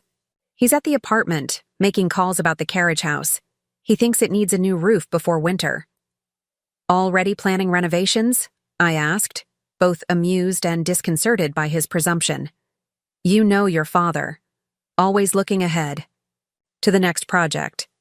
She hesitated. We're looking forward to dinner tonight. Antonio's at 7, Michaela said. Yes, that's right. After she left, Michaela raised an eyebrow at me. She's not what I expected. What did you expect? Based on your descriptions? Someone colder, more rigid. She seems eager to make amends. She always was the more flexible one, I acknowledged, until it mattered most. Michaela gathered her laptop and notebooks. I need to run a video conference with my firm at 2. Meet you back at the hotel afterward? Once alone, I ordered another coffee and tried to work, but found myself instead scrolling through local social media groups. Word of my return and the planned technology center had indeed spread quickly. Most comments expressed excitement about the investment in Westridge, but some speculated about my real motivations. Heard the Thompson girl bought her parents' house out of spite. Cold. Nathan Thompson finally getting his comeuppance after years of looking down on everyone else. Wonder if Aisha Thompson remembers who helped her when her parents kicked her out. Those same kids could use a break now. The last comment caught my attention. It was from Maya's younger sister, Zoe, who had witnessed the aftermath of my expulsion firsthand. Her point was valid. The center should prioritize serving local kids who faced the same barriers I had. I was making notes about potential community partnerships when my phone rang with an unfamiliar number. Thinking it might be related to the planning board, I answered. Is this Aisha Thompson? An unfamiliar male voice asked. Yes, who's calling? This is Frank Wilson from the Westridge Weekly. We're running a story about your purchase of your parents' foreclosed home and the planned technology center. Care to comment? My stomach tightened. A newspaper story would accelerate already rampant speculation and potentially complicate the delicate balance I was trying to establish. The center is still in the planning stages, I replied neutrally. We're excited about the opportunity to bring technology education resources to Westridge. Sources tell us you haven't spoken to your parents in a decade, since they allegedly threw you out for wanting to attend college. Now you're buying their foreclosed home. Seems like there's more to the story than a simple business investment. The directness of his question caught me off guard. Who I speak to or don't speak to is my private business, Mr. Wilson. Not when it involves prominent local residents and a significant property transaction. His tone hardened. We're running the story tomorrow, Ms. Thompson. It would be better to have your perspective included. Trapped, I chose my words carefully. The Technology Center represents a positive investment in Westridge's future. Its location was chosen for practical reasons. Any personal history associated with the property is secondary to its potential community impact. And your parents? How do they feel about you buying their home? You'd have to ask them, I deflected. We have. Your father declined to comment. Your mother said, and I quote, "We're proud of Aisha's success and grateful for her investment." In Westridge. Care to respond to that? The statement surprised me. Proud? Grateful? These were not words I'd expected from either of them. I have nothing to add, I finally said. One last question. Several former classmates mentioned you were homeless for a time after leaving home. Any comment on how that experience influenced your current success in this project? The question hit uncomfortably close to my motivations. The center's mission is to ensure other young people have the resources and support they need to pursue their educational and career goals, regardless of circumstances. My personal experiences inform that mission. That's all I'll say on the matter. After ending the call, I sat motionless, anxiety building. The newspaper story would force the private aspects of this situation into public view, creating pressure I hadn't anticipated. What had begun as a personal reckoning was rapidly evolving into community drama. I called Tariq. Have you heard from a reporter named Frank Wilson? I asked when he answered. Just got off the phone with him, Tariq confirmed. He's digging into everything. Great, I muttered. Just what we need. It was inevitable, Aisha. You're successful, visible, and your story has inherent drama. Add a technology center that could help revitalize a struggling town, and it's front-page news. The timing is terrible. We're still figuring out our own dynamics, and now everything will be public before we've even established basic terms. Maybe that's not entirely bad, Tariq suggested. Public accountability could help maintain momentum. Once everyone knows the plan, it's harder to back out. He had a point, though the prospect of having my personal history dissected in the local paper remained deeply uncomfortable. Have you talked to your parents about this? The reporter? Not yet. We're having dinner tonight. I hesitated. Tariq, be honest. How likely is it that my father will lose his temper publicly now that this is getting attention? A year ago? Almost certain. Now? He considered. Less likely. The depression changed him. He's more subdued. But pressure can bring out old patterns. That's what I'm afraid of. I glanced at my watch. I should get back to the hotel. I have more calls to make before dinner. As I walked back through town, I noticed people watching me, some nodding in recognition, others whispering as I passed. The cocoon of anonymity I'd enjoyed in Seattle was impossible here, where my history was common knowledge and my presence noteworthy. At the hotel, I found Michaela still on her video conference, speaking in the measured tones she reserved for difficult negotiations. She muted her microphone as I entered. Everything okay? You look stressed. Local newspaper is running a story tomorrow about the house purchase and my history with my parents. She winced. Complications? Potentially? I'm not sure how my father will react to public scrutiny. He's always been volatile when feeling exposed or criticized. Want me to run interference at dinner? I smiled at her protective instinct. No, but thanks. I need to handle this directly. My phone buzzed with an email from the planning board, the official approval letter, along with permit applications for the renovations. Progress continued despite the emotional turbulence. As evening approached, I dressed with particular care, armor against the vulnerability of another family dinner after so many years. Michaela watched from the bathroom doorway as I applied my makeup with methodical precision. You don't have to be perfect tonight, she said gently. It's just dinner. It's never just dinner with them, I replied, adding another coat of mascara. Especially now with reporters calling and the whole town watching. What are you most afraid of? The question stopped me mid-motion, mascara wand hovering. That he'll revert to type. Say something unforgivable. Confirm that nothing has really changed. And if he does, then at least I'll know, better than wondering. At Antonio's, we were shown to a private dining room at the back of the restaurant. My parents were already seated. My father looking uncomfortable in a button-down shirt I didn't recognize. My mother wearing a necklace I remembered from special occasions in my childhood. You look beautiful, my mother said as I took my seat. Thank you. I smoothed my dress, an unconscious gesture of self-consciousness. Have you ordered drinks? Just water, my father said. I don't.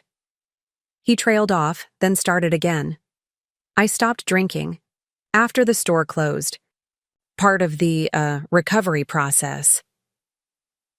This admission, offered awkwardly but voluntarily, caught me by surprise.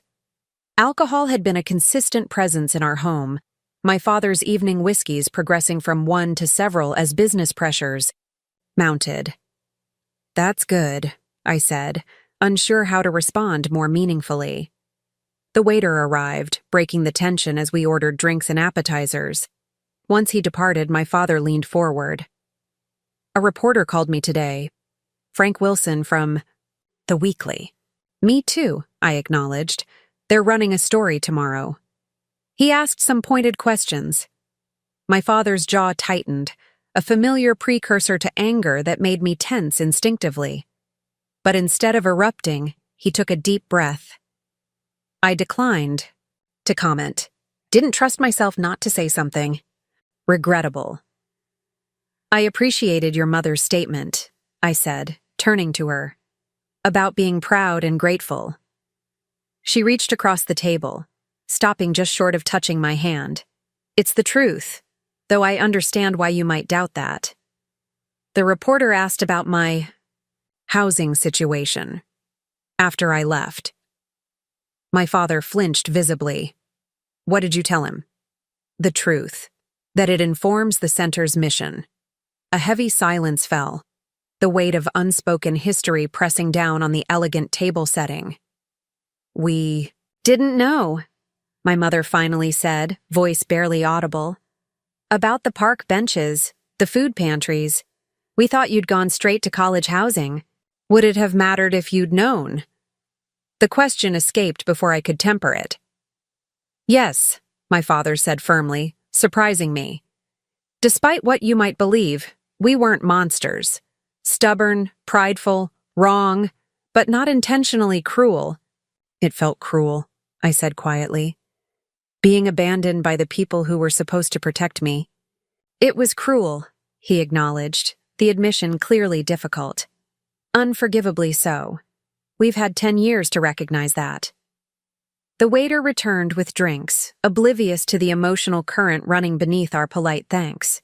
When he left, again, Michaela deftly steered the conversation toward more practical matters, the renovation timeline, preliminary budgets, staffing needs. My parents engaged eagerly, particularly my mother, who had clearly spent the afternoon researching our other centers. My father asked surprisingly insightful questions about technical specifications and building requirements. As the main courses arrived, I began to relax slightly, lulled by the familiar rhythm of a business discussion. Then my father set down his fork and looked directly at me.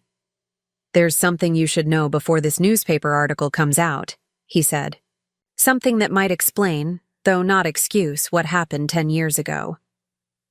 My mother reached for his arm. Nathan, we agreed to wait. She needs to know, Patricia. Especially now. He turned back to me. The real reason the store failed, the reason we were so desperate for you to help us run it, wasn't just competition from the big chains. I waited, tension returning like an unwelcome guest. I made some poor investments, borrowed against the business, against the house. He swallowed hard. I was trying to expand, to compete, but I overextended. By the time you got your scholarship, we were already in serious trouble. Why didn't you tell me? I asked. Pride, shame, fear of losing your respect. He shook his head. I couldn't admit I'd failed, so I lashed out when you chose a different path. Blamed you instead of myself. The revelation shifted something fundamental in my understanding of what had happened. Not just a clash of values or expectations, but desperation born of financial ruin. That doesn't make it right, he continued. Nothing could. But when that reporter asks people about us, about the store closing, about what happened with you, the real story isn't just an uncompromising father. It's a man who made bad decisions and couldn't face them. My mother's eyes shimmered with unshed tears. We wanted to protect you from it. Then we ended up hurting you worse than the truth ever could have. Before I could formulate a response, my phone buzzed with a text from Darius. Just heard from Westridge Weekly. They're running story tomorrow a.m., full page. Calling it, Prodigal Daughter Returns.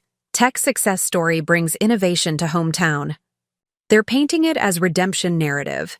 The implication was clear. The article would cast me as the returning hero, my parents as supporting characters in my success story. It would simplify a complex, painful history into an uplifting tale of triumph over adversity. I showed the text to Michaela, whose eyebrows rose. Then, after a moment's consideration, I passed it to my father. He read it, expression unreadable. then handed it to my mother. "So that's how they're playing it," he said flatly. "It's not how I would have chosen to frame it," I assured him. "No?" A hint of the old skepticism colored his tone. "Isn't that exactly what this is? Your triumphant return, the successful daughter proving her father wrong?" The accusation stung, partly because it contained a grain of truth.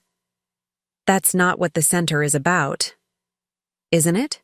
Even a little?" He leaned forward. "Be honest, Aisha.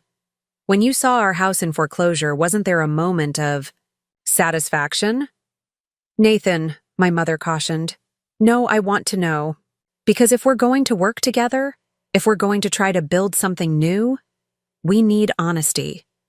Complete honesty." Michaela tensed beside me, ready to intervene if needed. But this was my conversation, my reckoning. "Yes," I admitted, meeting his gaze directly. There was satisfaction, relief, even. Proof that I hadn't been wrong to choose my own path. That doesn't mean I'm happy about your suffering, but I won't pretend I didn't feel vindicated. He nodded slowly, not angry, but thoughtful. "Thank you for that honesty. I deserved that moment of vindication 10 years ago. You've earned it now." The waiter appeared again, offering dessert menus that we all declined. As we waited for the check, my father spoke again, his voice softer than before. "This newspaper article tomorrow, it's going to simplify things. Make you the hero, probably make us the villains. The truth is messier." "Most truths are," I agreed. "Whatever they print, know this." He met my eyes directly. "I am proud of you.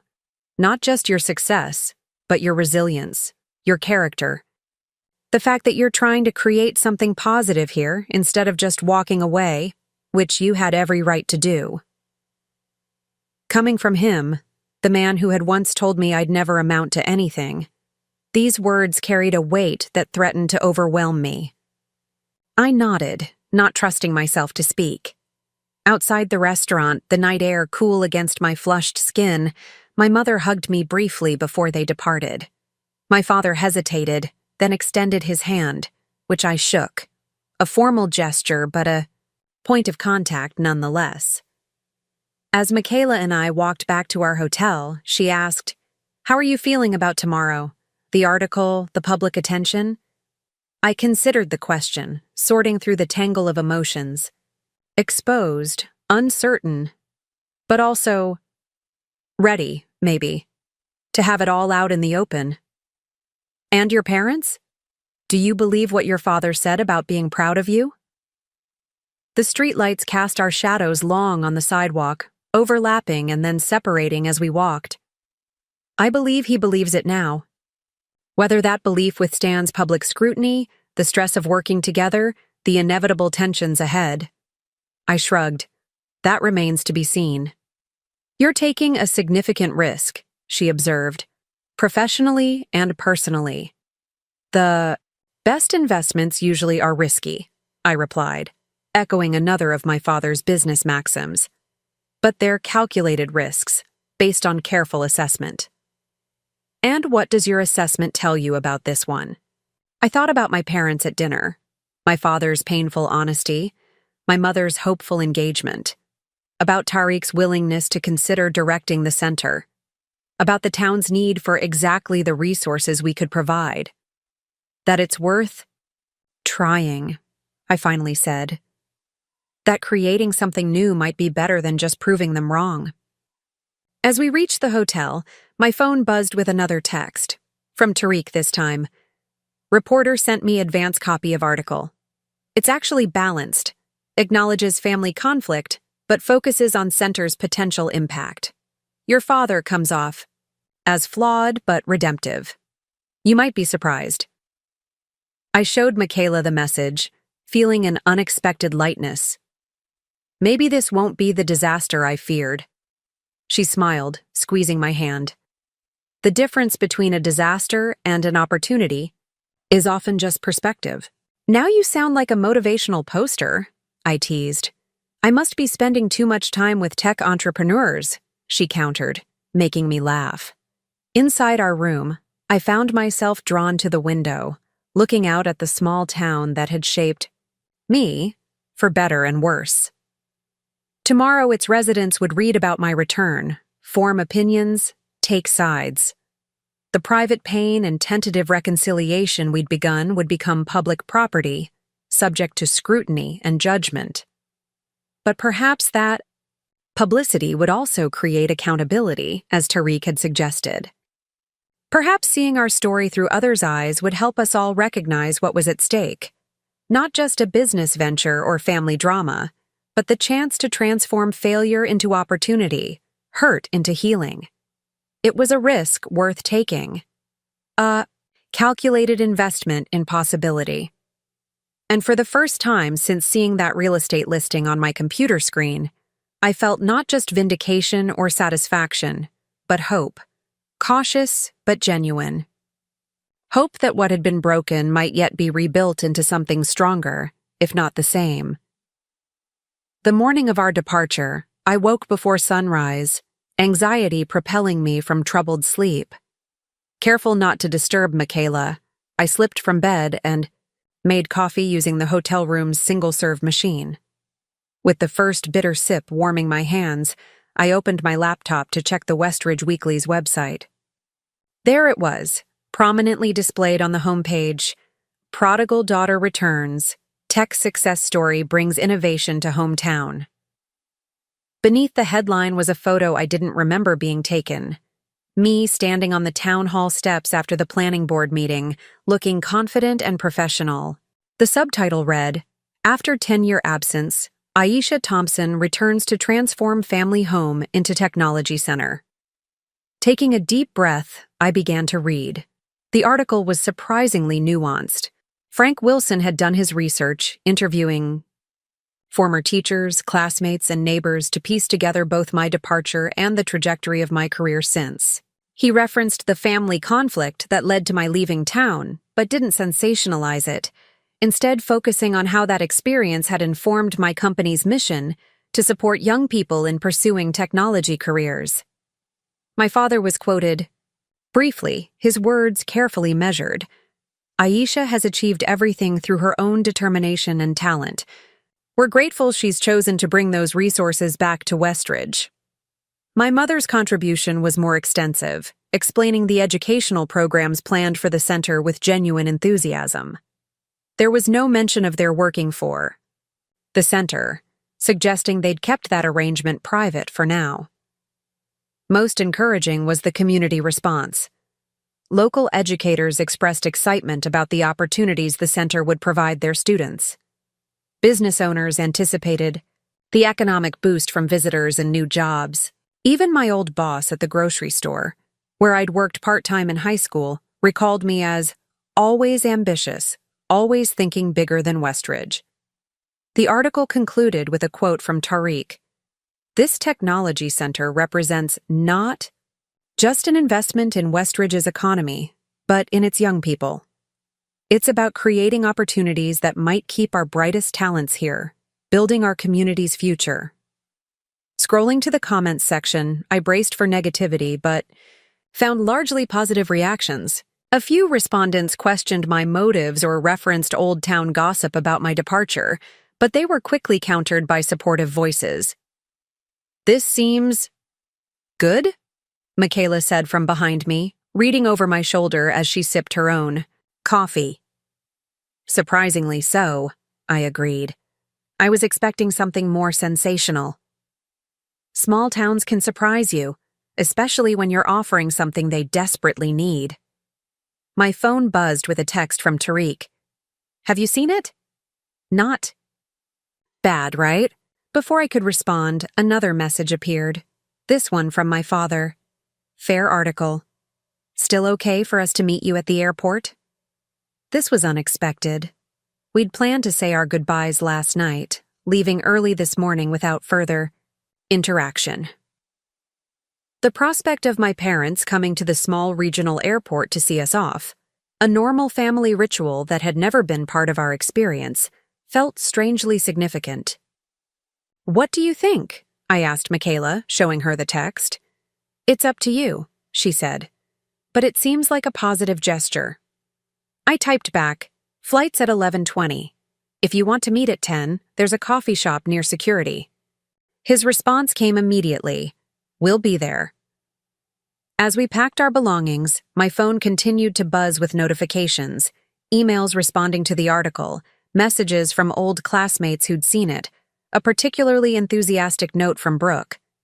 Ellison at the Economic Development Office expressing her department's full support. You've stirred up quite the hornet's nest here, Michaela observed as she folded her clothes with practiced efficiency. For better or worse, I agreed. Though it seems mostly better, at least for now. Are you having second thoughts about any of it? The center? Your parents' involvement? I considered the question as I zipped my suitcase. Not second thoughts? Exactly, just awareness of the complexity, the risks. Calculated risks, she reminded me, echoing my words from the night before. At the airport, we checked our bags and made our way to the small coffee shop near the security checkpoint. My parents were already there, my mother fidgeting with a paper napkin, my father scanning headlines on his phone. They stood as we approached, the awkwardness of our new dynamic still evident in their hesitant smiles and careful posture. Good morning, my mother greeted us. Did you see the article? We did, I confirmed, sliding into a chair across from them. It was surprisingly balanced. Frank's a good reporter, my father said. Old school, cares about facts more than sensation. We ordered coffee and pastries, the mundane transaction providing a comfortable script to follow. Once the server departed, my father cleared his throat. We've been discussing the center plans, he said. Your mother had some thoughts about local partnerships that might be valuable. The community college has a small IT program, she explained. Nothing advanced, but they might provide entry-level certificates that could feed into your more specialized training. That's an excellent idea, I said, genuinely impressed by her initiative. We should connect their department chair with our curriculum team. My mother beamed at the approval. I've already reached out. Dean Michaels says he'd be happy to collaborate. The ease with which she'd slipped into her role, already making connections and thinking strategically, reminded me of her competence before my father's business troubles had consumed her energy and confidence. The articles generated significant interest, I told them. I've received emails from several local businesses asking about sponsorship opportunities. That's good, my father said. Local buy-in will be crucial for sustainability. We continued discussing operational details, the conversation flowing more naturally than any we'd had since my return. It struck me that we were most comfortable when focused on the project, the neutral territory where our skills and interests could interact without directly confronting our painful history. As our departure time approached, the conversation inevitably shifted to more personal matters. When will you be back? My mother asked, trying to sound casual though the question's weight was evident. 2 weeks for the closing, I replied. Then regularly during the renovation phase, probably every other week at first. We'll have the carriage house assessment completed by then, my father said. Initial estimates suggest the repairs are manageable within the budget you outlined. Again, his focus on practical matters rather than emotions, so characteristic of how he'd always operated. I've drafted preliminary contracts for your positions, I told them, keeping my tone equally businesslike. I'll email them for review before the closing. Tariq will act as interim director until we make a final hiring decision. My mother nodded, but a shadow crossed her face. And after the center opens? How involved will you be in day-to-day operations? The real question beneath her words was clear. How much would they see me? Was this professional relationship a path to rebuilding a personal one, or simply a business arrangement? I'll oversee the launch phase directly, I said carefully. After that, I'll visit regularly for board meetings and program evaluations. The Seattle operation requires most of my attention. Of course, she said, disappointment evident despite her attempt to hide it. My father, surprisingly, was the one to address the emotional subtext. What your mother is really asking, Aisha, is whether this project is just business for you or something more. The directness of his statement caught me off guard. It's both, I admitted after a moment. The center aligns with our company mission and makes business sense. But I could have built it anywhere. I chose Westridge, chose that house, for personal reasons too. Closure? My father suggested. Initially, maybe. Now, I'm not sure. Maybe something closer to reclamation. Reclaiming what was taken from you, he said, understanding in his eyes. Not just that. Reclaiming possibility. The possibility of what that house could be. What Westridge could be. What we... I hesitated, the words still difficult to speak. What we could be, perhaps. Eventually. My mother reached across the table, her hand stopping just short of mine. The same hesitation she'd shown at dinner. This time I bridged the gap, touching her fingers briefly. I'm not promising anything, I cautioned. 10 years can't be erased by a few days of civil conversation and business plans. We understand, my father said, his voice rough with emotion. We're grateful for whatever you're willing to offer. The airport announcement system chimed, calling for boarding of our flight. As we stood to leave, an awkward moment ensued. The traditional farewell hug inappropriate given our tentative reconnection, yet a simple handshake insufficient for the complex emotions at play. My mother solved the dilemma by offering her hand, first, then pulling me into a brief, gentle embrace when I took it. Safe travels, she whispered. Thank you for everything. My father didn't attempt physical contact, respecting boundaries I hadn't explicitly stated but he clearly sensed. Instead, he nodded formally. We'll send updates on the carriage house progress. And he hesitated, then continued with determined honesty. I'll continue my therapy sessions. They're helping me address the anger issues that contributed to what happened. This voluntary disclosure of his efforts toward personal change affected me more deeply than any apology or promise could have. It represented not words but actions, tangible evidence of his commitment to being different than the man who had cast me out a decade ago. Thank you for telling me that, I said simply. As Michaela and I walked toward security, I glanced back to see them still standing there, watching us leave, my mother leaning slightly against my father, his arm around her shoulders. They looked smaller somehow, more vulnerable than the towering figures of authority they'd been in my childhood. Are you okay? Michaela asked softly as we joined the security line. I think so, I said, surprised to find it was true. It feels unfinished, but not in a bad way. Like we've opened a door but haven't decided yet whether to walk through it. Once through security, while waiting at our gate, I received a final text from my father. Found this while clearing out storage yesterday.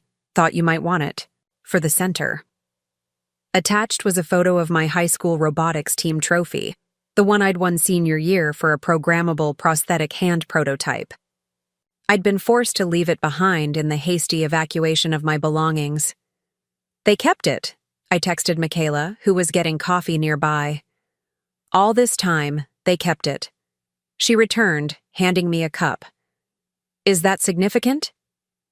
They told me they'd erased all traces of me, I explained. Converted my room immediately, but they kept this hidden away somewhere.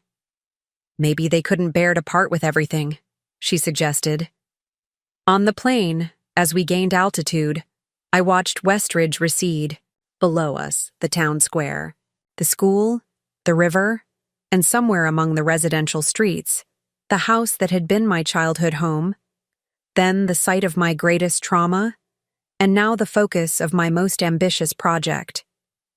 In 2 weeks, I would return not as a visitor, but as the owner of that property. The bank paperwork would be finalized, the deed transferred to my name. The physical reclamation would be complete. The emotional reclamation of my history, my relationship with my parents, my connection to the town that had shaped me, remained a work in progress. But for the first time since leaving a decade ago, I could envision a path forward that honored both the pain of the past and the possibility of the future. As the seatbelt sign dinged off, I opened my laptop to find an email from Darius with the subject line, Westridge Center, Phase 1, budget approved. Attached was a preliminary construction, timeline, architectural renderings, and staffing projections. Work already? Michaela asked, glancing at my screen. The next phase, I corrected her, clicking through the detailed plans for transforming my former home into a space where young people would find the support and resources I'd been denied. The symmetry wasn't lost on me. My parents had once told me I'd never amount to anything, driving me from the house with that prediction ringing in my ears. Now, that same house would become a place where young people were told daily that they could amount to anything they dreamed, with the right support and opportunities. It wasn't forgiveness exactly. The hurt ran too deep for simple forgiveness. It was something more complex, a transmutation of pain into purpose, of rejection into reclamation. And perhaps in that transformation, all of us might find a measure of healing. The 2 weeks between my departure from Westridge and my return for the closing passed in a blur of activity. Back in Seattle, I threw myself into preparations for the technology center, working closely with our design team to refine floor plans that would honor the house's original character while transforming it for its new purpose. You're obsessing, Darius observed one evening, finding me still at my desk well past 9, surrounded by material samples and equipment specifications. I want it to be perfect, I admitted, rubbing my tired eyes. Perfect or perfectly controlled, he countered gently. You've overseen 5 center launches before. This one's different. Of course it's different. It's personal, he finished for me, which means you need perspective even more than usual. He was right, of course. Every decision about the Westridge Center carried emotional weight. That clouded my typically clear business judgment. When choosing between 2 equally functional classroom layouts, I found myself wondering which my mother would prefer. When selecting exterior paint colors, I considered whether my father would approve. Have you talked to them since you left? Darius asked, perching on the edge of my desk. Daily updates, I replied. Very professional. The carriage house inspection is complete. Roof needs replacing as expected. Electrical needs updating. They're getting contractor quotes. That's not what I meant. I sighed, knowing what he was asking. No personal conversations, if that's what you're wondering. It's easier to keep things business-focused. Easier, but not necessarily better in the long run. One step at a time, I cautioned. We're still figuring out how to work together professionally. The personal stuff, that's more complicated. Darius nodded, respecting my boundaries as he always had. Just remember that walls work both ways. They keep pain out, but they also keep healing in. The night before my return to Westridge, Michaela found me on our apartment balcony, staring out at the Seattle skyline while clutching a mug of tea. Gone cold. Second thoughts? She asked, wrapping a cardigan around my shoulders against the evening chill. Not about the center, I assured her. That's the right decision, professionally and personally. But tomorrow I legally take possession of my childhood home, the place I was expelled from, the place that shaped me for better and worse. I shook my head, struggling to articulate the complexity of my emotions. It feels momentous, but I don't know exactly what that moment means. It means whatever you decide it means, Michaela said simply. It's your story now. Her words stayed with me on the flight back to Illinois, A reminder that while I couldn't change the past, I held the pen for writing what came next. This time I flew alone. Michaela needed in court for an important case and rented a more modest car than before. My hotel reservation had been canceled. I would be staying in a guest room at Tariq's house instead, at his and his wife Layla's insistence. Family should stay with family, he'd said when arranging it, the word family carrying new resonance in the context of our evolving relationships. Tariq met me at the airport, greeting me with the easy affection that had characterized our childhood relationship. "Welcome back, cousin," he said, taking my bag. "Ready for the big day?" "As ready as I'll ever be," I replied. On the drive to Westridge, he updated me on developments since my departure.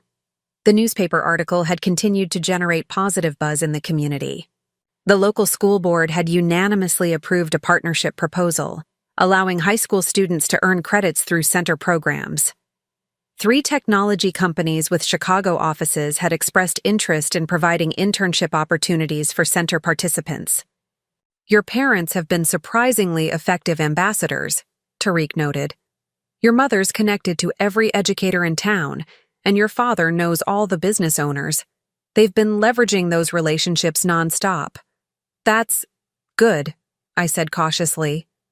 "They're committed, Aisha. Whatever their initial reactions, they've fully embraced the center's mission now." "Let's see if that enthusiasm survives actually working together," I cautioned. At Tariq's home, I was warmly welcomed by Layla and their 2 children, 9-year-old Amira and 7-year-old Zayn, who were bursting with questions about Seattle and my technology company. "Do you make robots?" Zayn asked eagerly over dinner. "Some of our startup companies do," I told him. "We help them get started and find investors." "Could I visit someday?" Amira asked. "I'm learning coding at school, and Mrs. Reynolds says I have a natural aptitude." "Absolutely," I promised. "In fact, you'll be able to take advanced classes at the center once it opens." "The one in your old house," she said. "Mom explained that it used to be your home and now you're turning it into a place for kids to learn." "That's right," I confirmed, impressed by her understanding. "But why did you leave Westridge?" Zayn asked innocently. "Didn't you like it here?" An uncomfortable silence fell over the adult portion of the table. Tariq and Layla exchanged glances, clearly unsure how to navigate this delicate territory. "I left to go to college," I said finally, offering a simplified truth, "to study computers and technology, and then I stayed away to build my company." "But now you're coming back," Amira observed brightly. "So it has a happy ending." Her childish optimism brought an unexpected lump to my throat. "We're still working on the ending," I told her, "but I think it might be a good one." After the children were in bed, Tariq, Layla, and I sat in their comfortable living room, discussing final details for tomorrow's closing. "Your parents asked if they should attend," Tariq mentioned casually. "I told them it was your decision." "What did they want to do?" I asked, curious about their perspective. "They weren't sure. Your father thought it might be awkward, given the circumstances. Your mother worried their presence might make a difficult day harder for you." I considered this thoughtfulness, so different from the self-centered perspectives that had characterized their parenting in my teenage years. "Tell them they can come if they want to," I decided. It might be appropriate somehow. A symbolic handover. Tariq nodded approvingly. "I'll let them know." The next morning dawned clear and cool, a perfect early autumn day. I dressed with care in a burgundy suit that projected confidence without ostentation, steeling myself for what would undoubtedly be an emotionally charged experience. The closing was scheduled for 10 o'clock at the bank. When I arrived with Tariq, my parents were already there, seated in the waiting area. My mother wore a simple dress I didn't recognize. My father, a button-down shirt and khakis that looked newly purchased.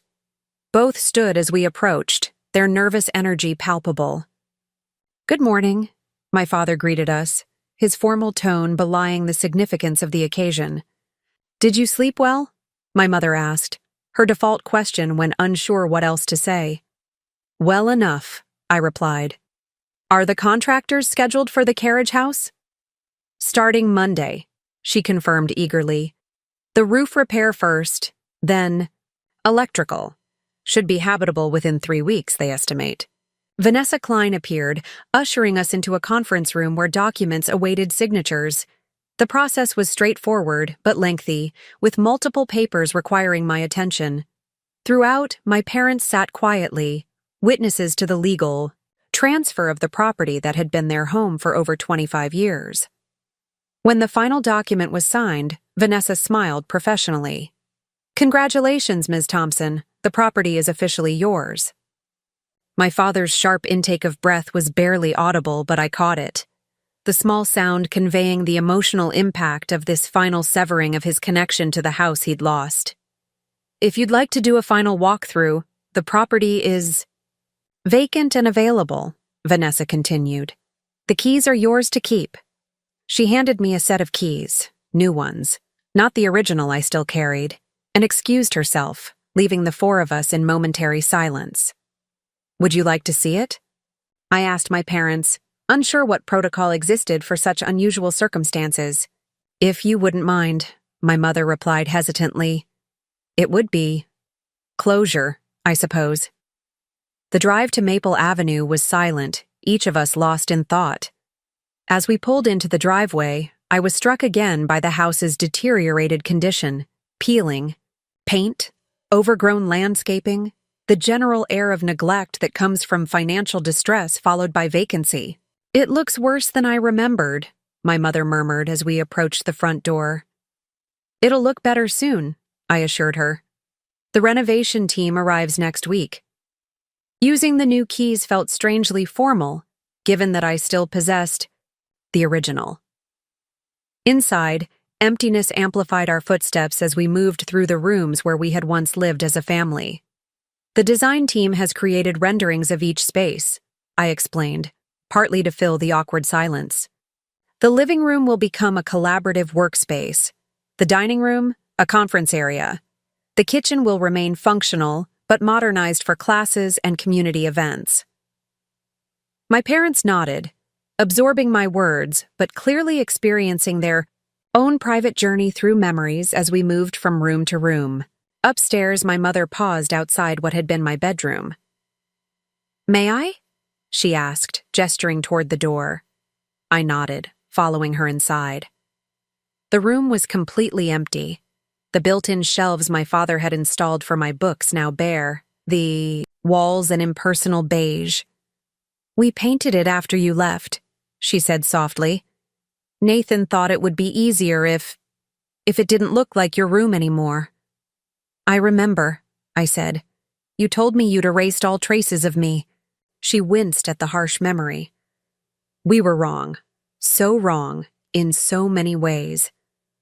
"This room will become a computer lab," I said, redirecting the conversation to safer territory. "Workstations along the walls, central table for group projects. It gets the best natural light in the house," she observed. "Perfect for a classroom." We rejoined Tariq and my father in the hallway, continuing our tour through the remaining bedrooms, each now designated for specific educational functions. Finally, we stood in the backyard, looking at the carriage house, a charming but neglected structure that had served as storage and my father's occasional workshop during my childhood. "The roof definitely needs work," my father noted, professional assessment displacing emotion. "But the foundation looks solid. Good bones." "That was your phrase whenever we looked at houses," I recalled. "Good bones. You said it was the most important consideration because everything else could be fixed." He nodded, something like pleasure flickering across his face at this shared memory.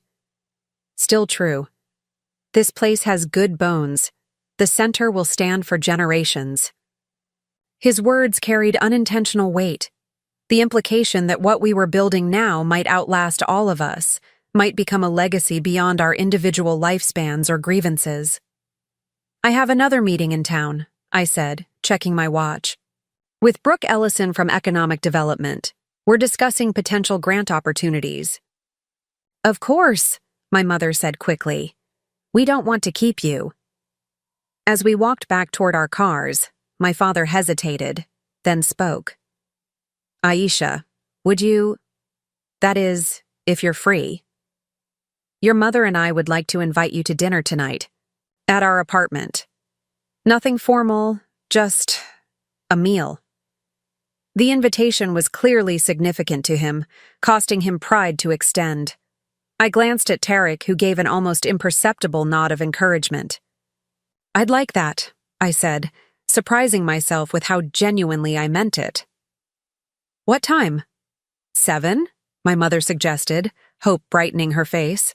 Nothing fancy, just family dinner. Family dinner.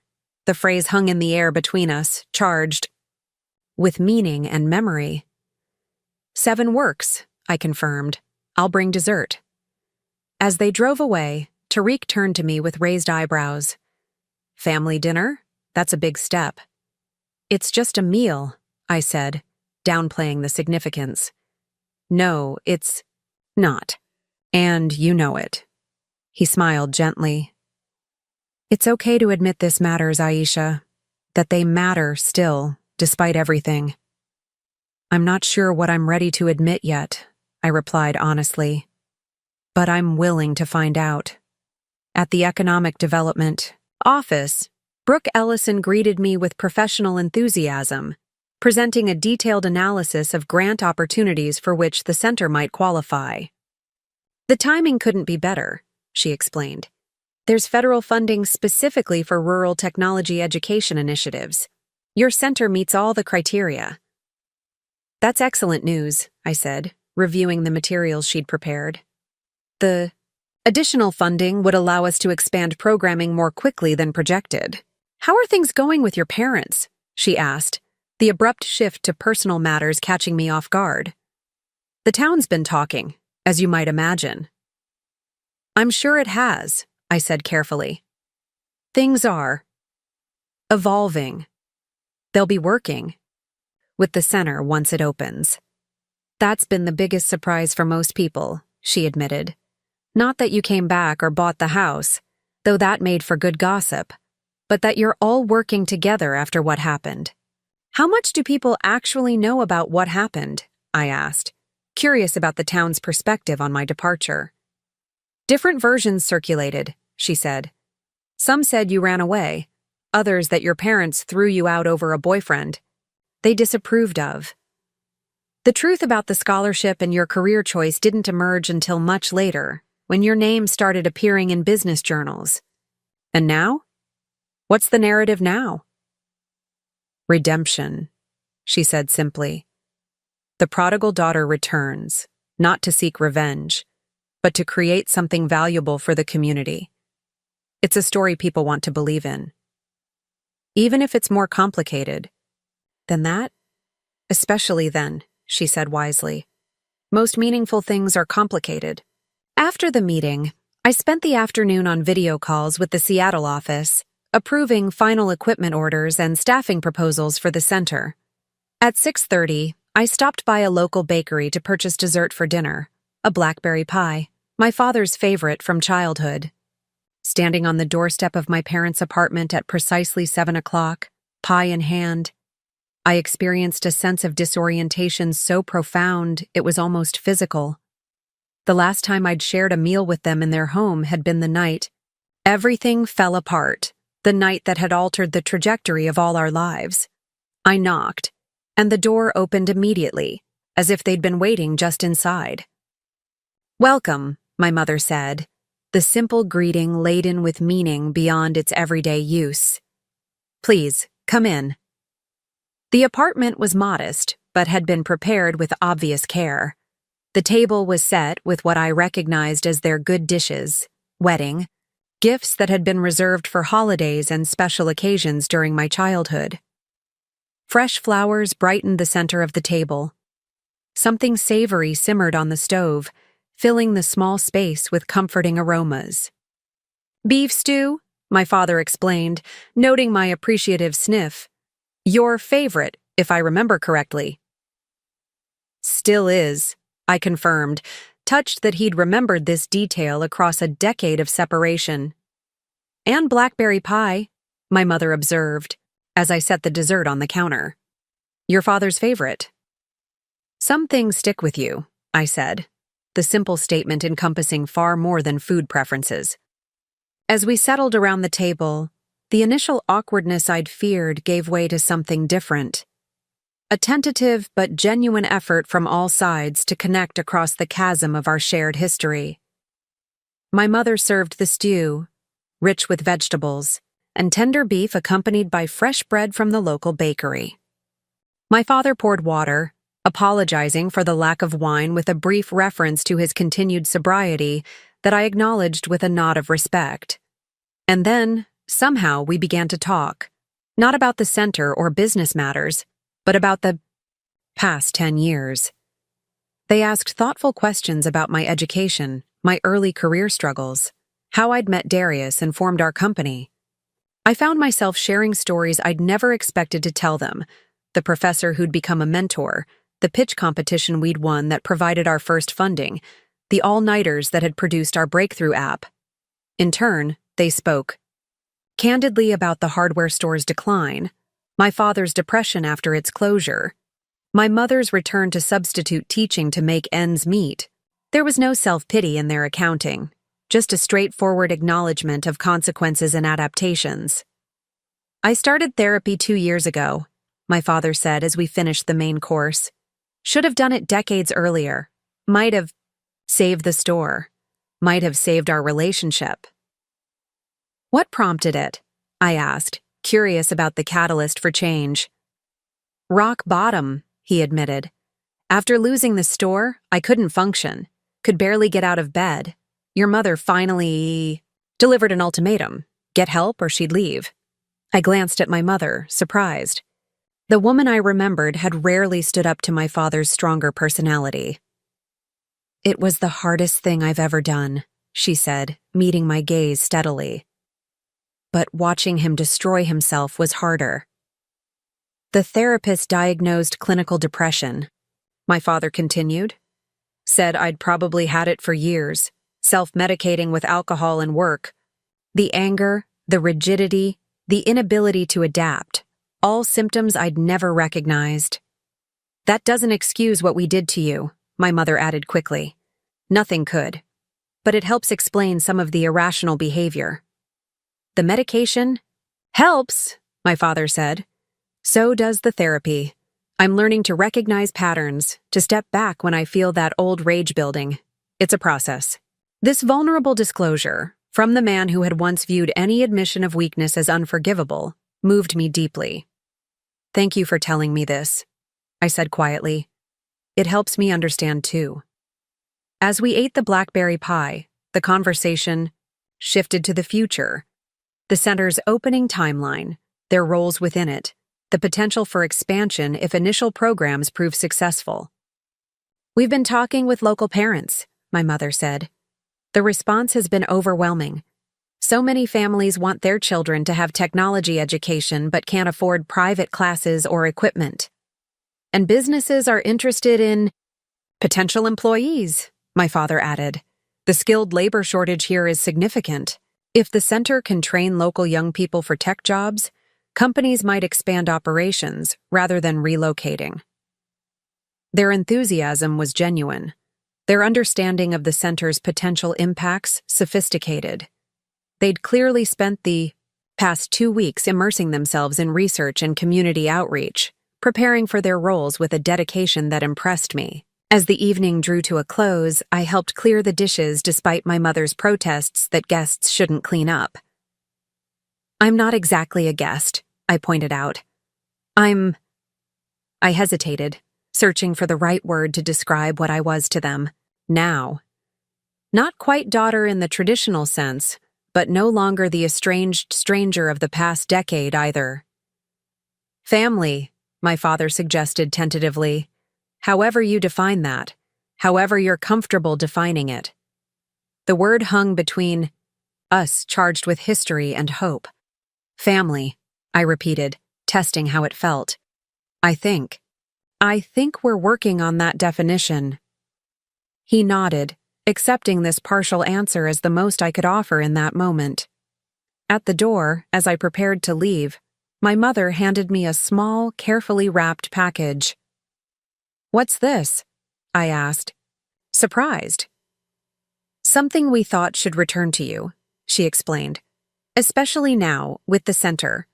Curious, I unwrapped it to find a framed certificate, my first-place award from the state computing competition I'd won at 16. The achievement that had cemented my determination to pursue technology as a career, despite my parents' opposition. "You kept this," I said, running my fingers over the glass covering my teenage signature. "We kept everything," my father admitted. "In boxes in storage. Your trophies, certificates, report cards. We couldn't bear to throw them away, even when we were angriest." The revelation struck me deeply. Even at their most rejecting, something in them had recognized the value of preserving evidence of my existence, my achievements. "Thank you," I said simply, rewrapping the frame carefully. "It will have a place of honor at the center." Outside, walking to my car under a sky brilliant with stars rarely visible in Seattle, I found myself thinking not about the past hurts that had driven me for so long, but about the tentative new connections being formed in their wake. The house, my house now, legally and financially, would soon be transformed into something new and purposeful. And perhaps, in parallel, the broken relationships that had centered around that house might also be transformed into something different, but valuable. Not erased or forgotten, but rebuilt with new understanding and stronger foundations. The immediate aftermath of my acquisition wasn't the vindication I'd initially imagined when seeing that foreclosure listing. It was something more complex and ultimately more meaningful, the first careful steps toward reclaiming not just a property, but the possibility of family. However we might eventually define it. 6 months later, the transformation of 4728. Maple Avenue from family home to technology center was complete. Standing on the front lawn amid a crowd of community members gathered for the grand opening, I barely recognized the property that had once been the setting for both my happiest childhood memories and my most painful rejection. The faded exterior had been refreshed with a modern palette of slate blue and crisp white. The overgrown landscaping had given way to thoughtfully designed gardens that would eventually become outdoor classroom spaces. Solar panels gleamed on the south-facing roof, a visible symbol of our commitment to sustainability. Inside, the changes were even more dramatic. Walls had been removed to create open collaborative spaces. The latest technology filled rooms once, cluttered with outdated furniture.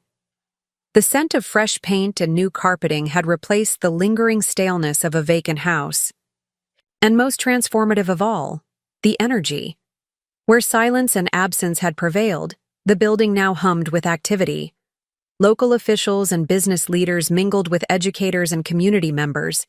Teenagers demonstrated projects at workstations, their excitement palpable as they explained their coding experiments to impressed adults.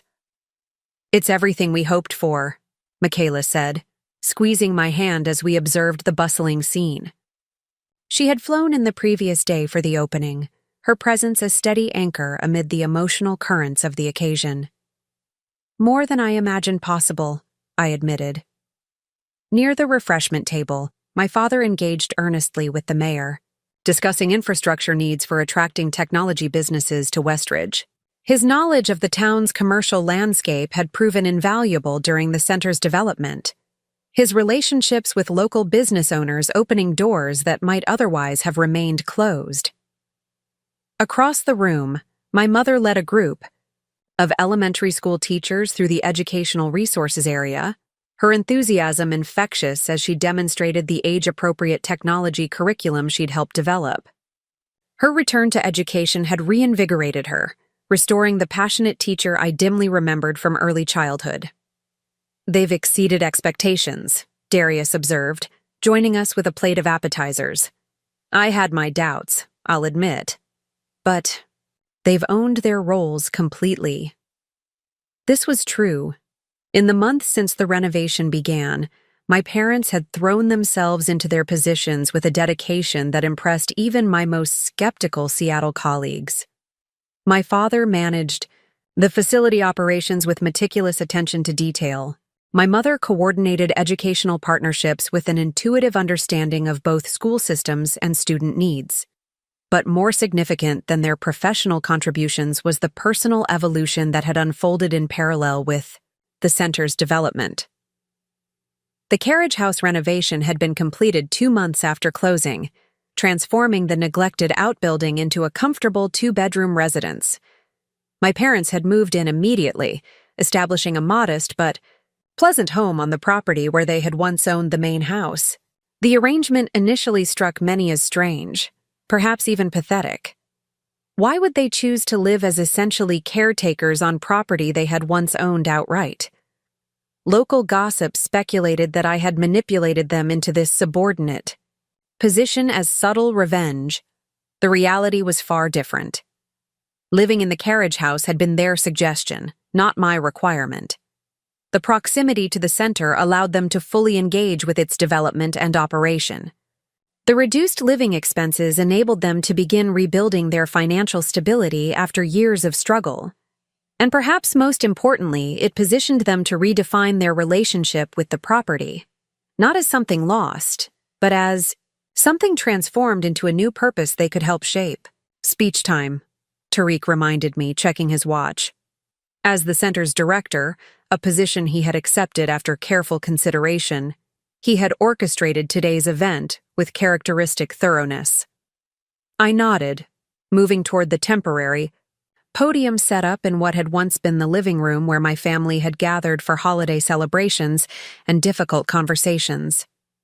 The space now served as the center's main presentation area, with rows of chairs facing a large, interactive display wall. The crowd quieted as I took my place, faces turning expectantly toward me.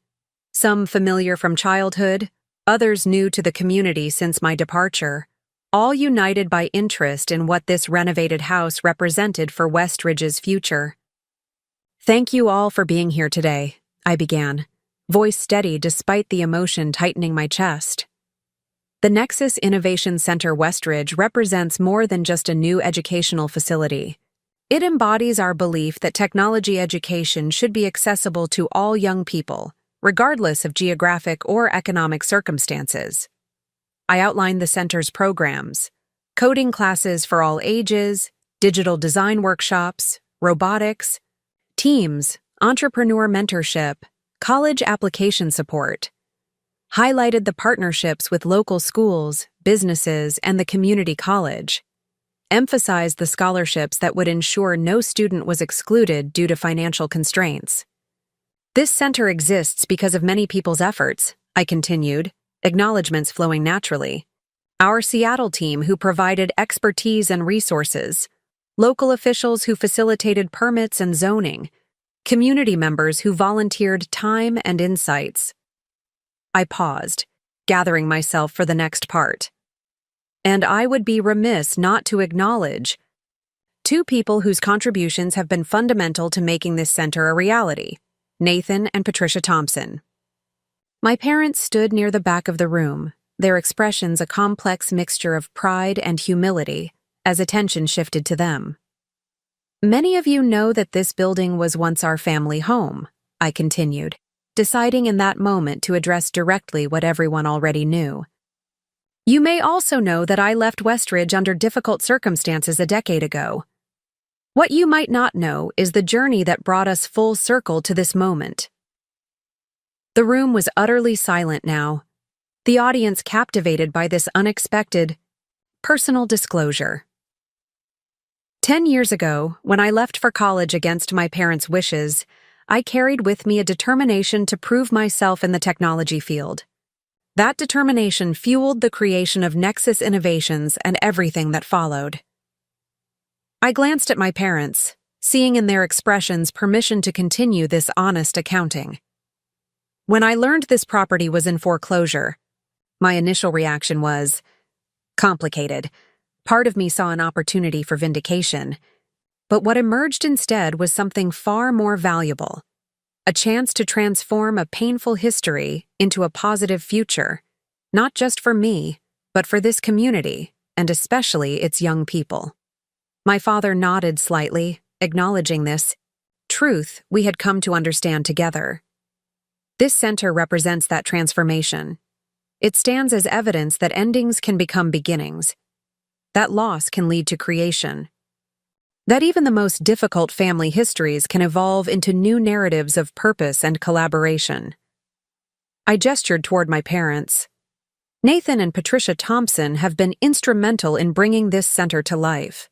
Their knowledge of this community, their dedication to its young people, and their willingness to embrace new beginnings have been invaluable. I am professionally grateful for their contributions and personally grateful for their courage in joining this journey of transformation. The applause that followed was warm and genuine. My mother wiped tears from her cheeks. My father stood straighter, acceptance of this public acknowledgement visible in his posture. After inviting Tariq to outline the center's upcoming programs, I stepped away from the podium, immediately encircled by well-wishers offering congratulations and thanks.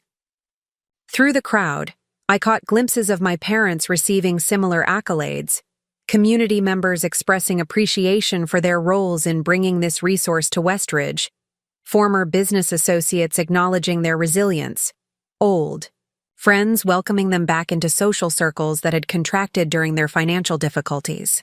Hours later, as the event wound down and the last guests departed, I found myself alone in what had once been my bedroom, now a state-of-the-art computer lab where local students would soon develop the skills I'd fought so hard to pursue.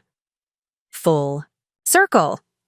My father's voice came from the doorway, where he stood with my mother, both looking exhausted but content after the day's events. In some ways, I agreed, inviting them in with a gesture. They entered hesitantly, still observing the careful boundaries we had established in our evolving relationship. 6 months of working together had built a functional professional rapport. The personal dimension remained more tentative. Monthly dinners, occasional weekend coffees, conversations that grew gradually more comfortable but rarely touched on the deepest hurts of the past. "Your speech was generous," my mother said, running her hand along the edge of a computer desk. "More generous than we deserved." "It was truthful," I corrected. "You've both exceeded expectations for the center." I would have acknowledged that regardless of our history. Still, my father shook his head slightly. To acknowledge us publicly, after everything, it meant a great deal. I nodded, accepting his gratitude without diminishing it. "Do you remember," my mother asked suddenly, "the science fair project you did in this room? 7th grade? The solar-powered water filtration system?"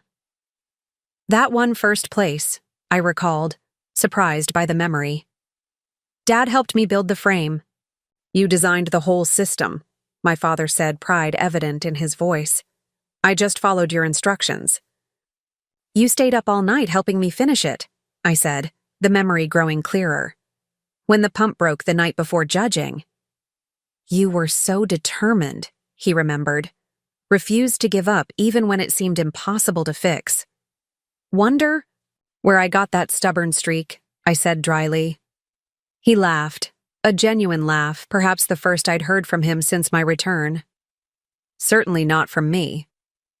The moment of shared memory and unexpected humor created a small opening, a crack in the careful professional facade we typically maintained. "I never thanked you," I said impulsively, "for the robotics team, for driving me to competitions, paying the entry fees. You supported that, even though it wasn't what you ultimately wanted for me." "You were brilliant at it," my mother said simply. "We could see that, even when we couldn't accept where it might lead." "I've been thinking," my father said, shifting slightly, clearly moving to something he'd planned to say. The woodworking equipment in the carriage house garage. I've set it up properly now. I thought perhaps I might offer a makerspace class for students interested in combining traditional craftsmanship with digital design. The suggestion revealed layers of meaning: his desire to contribute something personal to the center, his acknowledgement of how technology and traditional skills could complement each other, his tentative step toward finding his own place in this new reality. That's an excellent idea, I said sincerely. Tariq has been looking for more hands-on programming to balance the digital focus. I wouldn't want to overstep, he added quickly. It's not overstepping, I assured him. It's contributing your specific expertise, just as you've been doing with operations. He nodded, pleased by this validation. And I've been developing a curriculum for parents, my mother offered. Many feel intimidated by technology, unable to support their children's interests because they don't understand it themselves. I thought perhaps weekend workshops for families, students and parents learning together. That addresses a significant need, I agreed. The generational technology gap can be a real barrier. Their ongoing commitment to the center's mission, evidenced by these initiatives they developed independently, moved me deeply. They weren't simply performing assigned roles, they were actively identifying needs and creating solutions, exactly as the most valued Nexus employees did. We should let you get back to your guests, my mother said, misreading my momentary silence as a desire to end the conversation. Actually, I said, making a decision I hadn't planned, I was wondering if you'd join us for dinner tomorrow. Michaela and Darius are here until Sunday. We could use the outdoor kitchen at the carriage house if you're comfortable with that. The invitation, the first I'd extended for a purely social gathering without a business purpose, clearly surprised them. We'd like that very much, my mother said carefully, not wanting to overreact to this small but significant shift. Darius mentioned wanting to try fishing while he's here, I added, remembering my father's longtime hobby. I thought perhaps, you might have suggestions, Dad. The term slipped out unintentionally. Dad, not the formal Nathan I'd used since my return. His eyes widened slightly at the familiar address, but he wisely didn't call attention to it. The river's running high with the spring rain, he said instead, slipping into the comfortable subject. But there's good fishing at Crestwood Lake. This time of year, I could show him if he's interested. I think he'd like that, I said. As they left to complete the post-event cleanup they'd organized, I remained in the computer lab, absorbing the day's significance from multiple perspectives: professional satisfaction in the center's successful launch, personal reflection on how far we'd all traveled in 6 months, cautious hope for what might still develop. Michaela found me there, carrying 2 glasses of champagne from the reception. Hiding from your admirers? She teased, handing me one. Processing, I corrected her, accepting the glass. It's been an intense day. Successful by every measure, she noted. The center is spectacular. The community response is overwhelmingly positive. Even your parents have exceeded everyone's expectations. Including mine, I admitted. I noticed you called him Dad earlier, she said gently. That's new. It slipped out, I explained. I wasn't planning it. Sometimes the unplanned moments are the most revealing, she suggested. How did it feel? I considered the question seriously. Not as strange as I would have expected. Maybe because he's different now. Or I'm seeing different aspects of him than I could at 18. Both can be true, she observed. You've all changed. Not just in circumstances, but in understanding. Through the window I could see my parents in the backyard, directing volunteers in the methodical cleanup process my father had organized with characteristic attention to detail. They worked in easy coordination, their movements suggesting the partnership of decades despite the ruptures that had marked our family history. I'll never forget what happened, I said quietly. That night, the things that were said, the years of silence afterward. No one expects you to forget, Michaela replied. But there's a difference between remembering pain and being defined by it. 6 months ago, I bought this house planning to prove them wrong about me, to show them that the daughter they'd thrown away had succeeded beyond their imagination. And now? I gestured around the vibrant, transformed space. Now I'm more interested in proving something different, that broken things can be rebuilt into something stronger. Different, but stronger. Including families? She asked perceptively. Maybe, I acknowledged. We're not there yet. May never be, in the traditional sense. But we're building something that works on its terms. Professional collaboration, cautious personal reconnection, shared purpose. A new normal, she suggested. Yes, I agreed, the phrase capturing perfectly what we'd established. A new normal. Outside, the sunset painted the sky in vivid oranges and purples, illuminating the newly installed sign at the property's entrance. Nexus Innovation Center Westridge. Beneath it, in smaller letters, empowering every student's potential. The mission statement captured the center's purpose. But for me, for my parents, and perhaps for the community watching our unusual reconciliation unfold, it held a deeper resonance, a testament to the potential for transformation that exists, even after the most painful rejections. The house stood as physical evidence of this possibility. Once a site of conflict and loss, now repurposed into a place of opportunity and growth.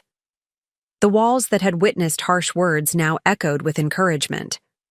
The doors that had closed, behind me in rejection, now opened wide in welcome to young people with dreams similar to those I'd fought to pursue. And we, the broken family that had fractured within these walls, had found a way to contribute to this transformation together, each bringing unique strengths to the shared mission. 10 years ago, my father had said I would never amount to anything. Today, I had not only proven that prediction wrong through my professional success, but had channeled that success into creating something that transcended personal vindication. The true victory wasn't buying the house that had rejected me. It was transforming that rejection into something that would prevent other young people from experiencing similar pain. It was creating a place where potential was nurtured rather than denied, where dreams were supported rather than dismissed. And perhaps most surprisingly, it was discovering that even the deepest wounds could, with time and effort from all sides, evolve into something different, not erased or forgotten, but integrated into a new story that acknowledged the past while creating space for a different future. As I raised my glass in a private toast to the center's future, I found myself grateful, not just for my own journey from rejection to success, but for the unexpected opportunity to transform that success into something that served a purpose beyond myself. The house was mine now, legally and financially. But its true value lay not in ownership but in transformation, a transformation that extended beyond physical renovation to touch relationships, community, and perhaps most significantly, my own understanding of what it meant to truly amount to something.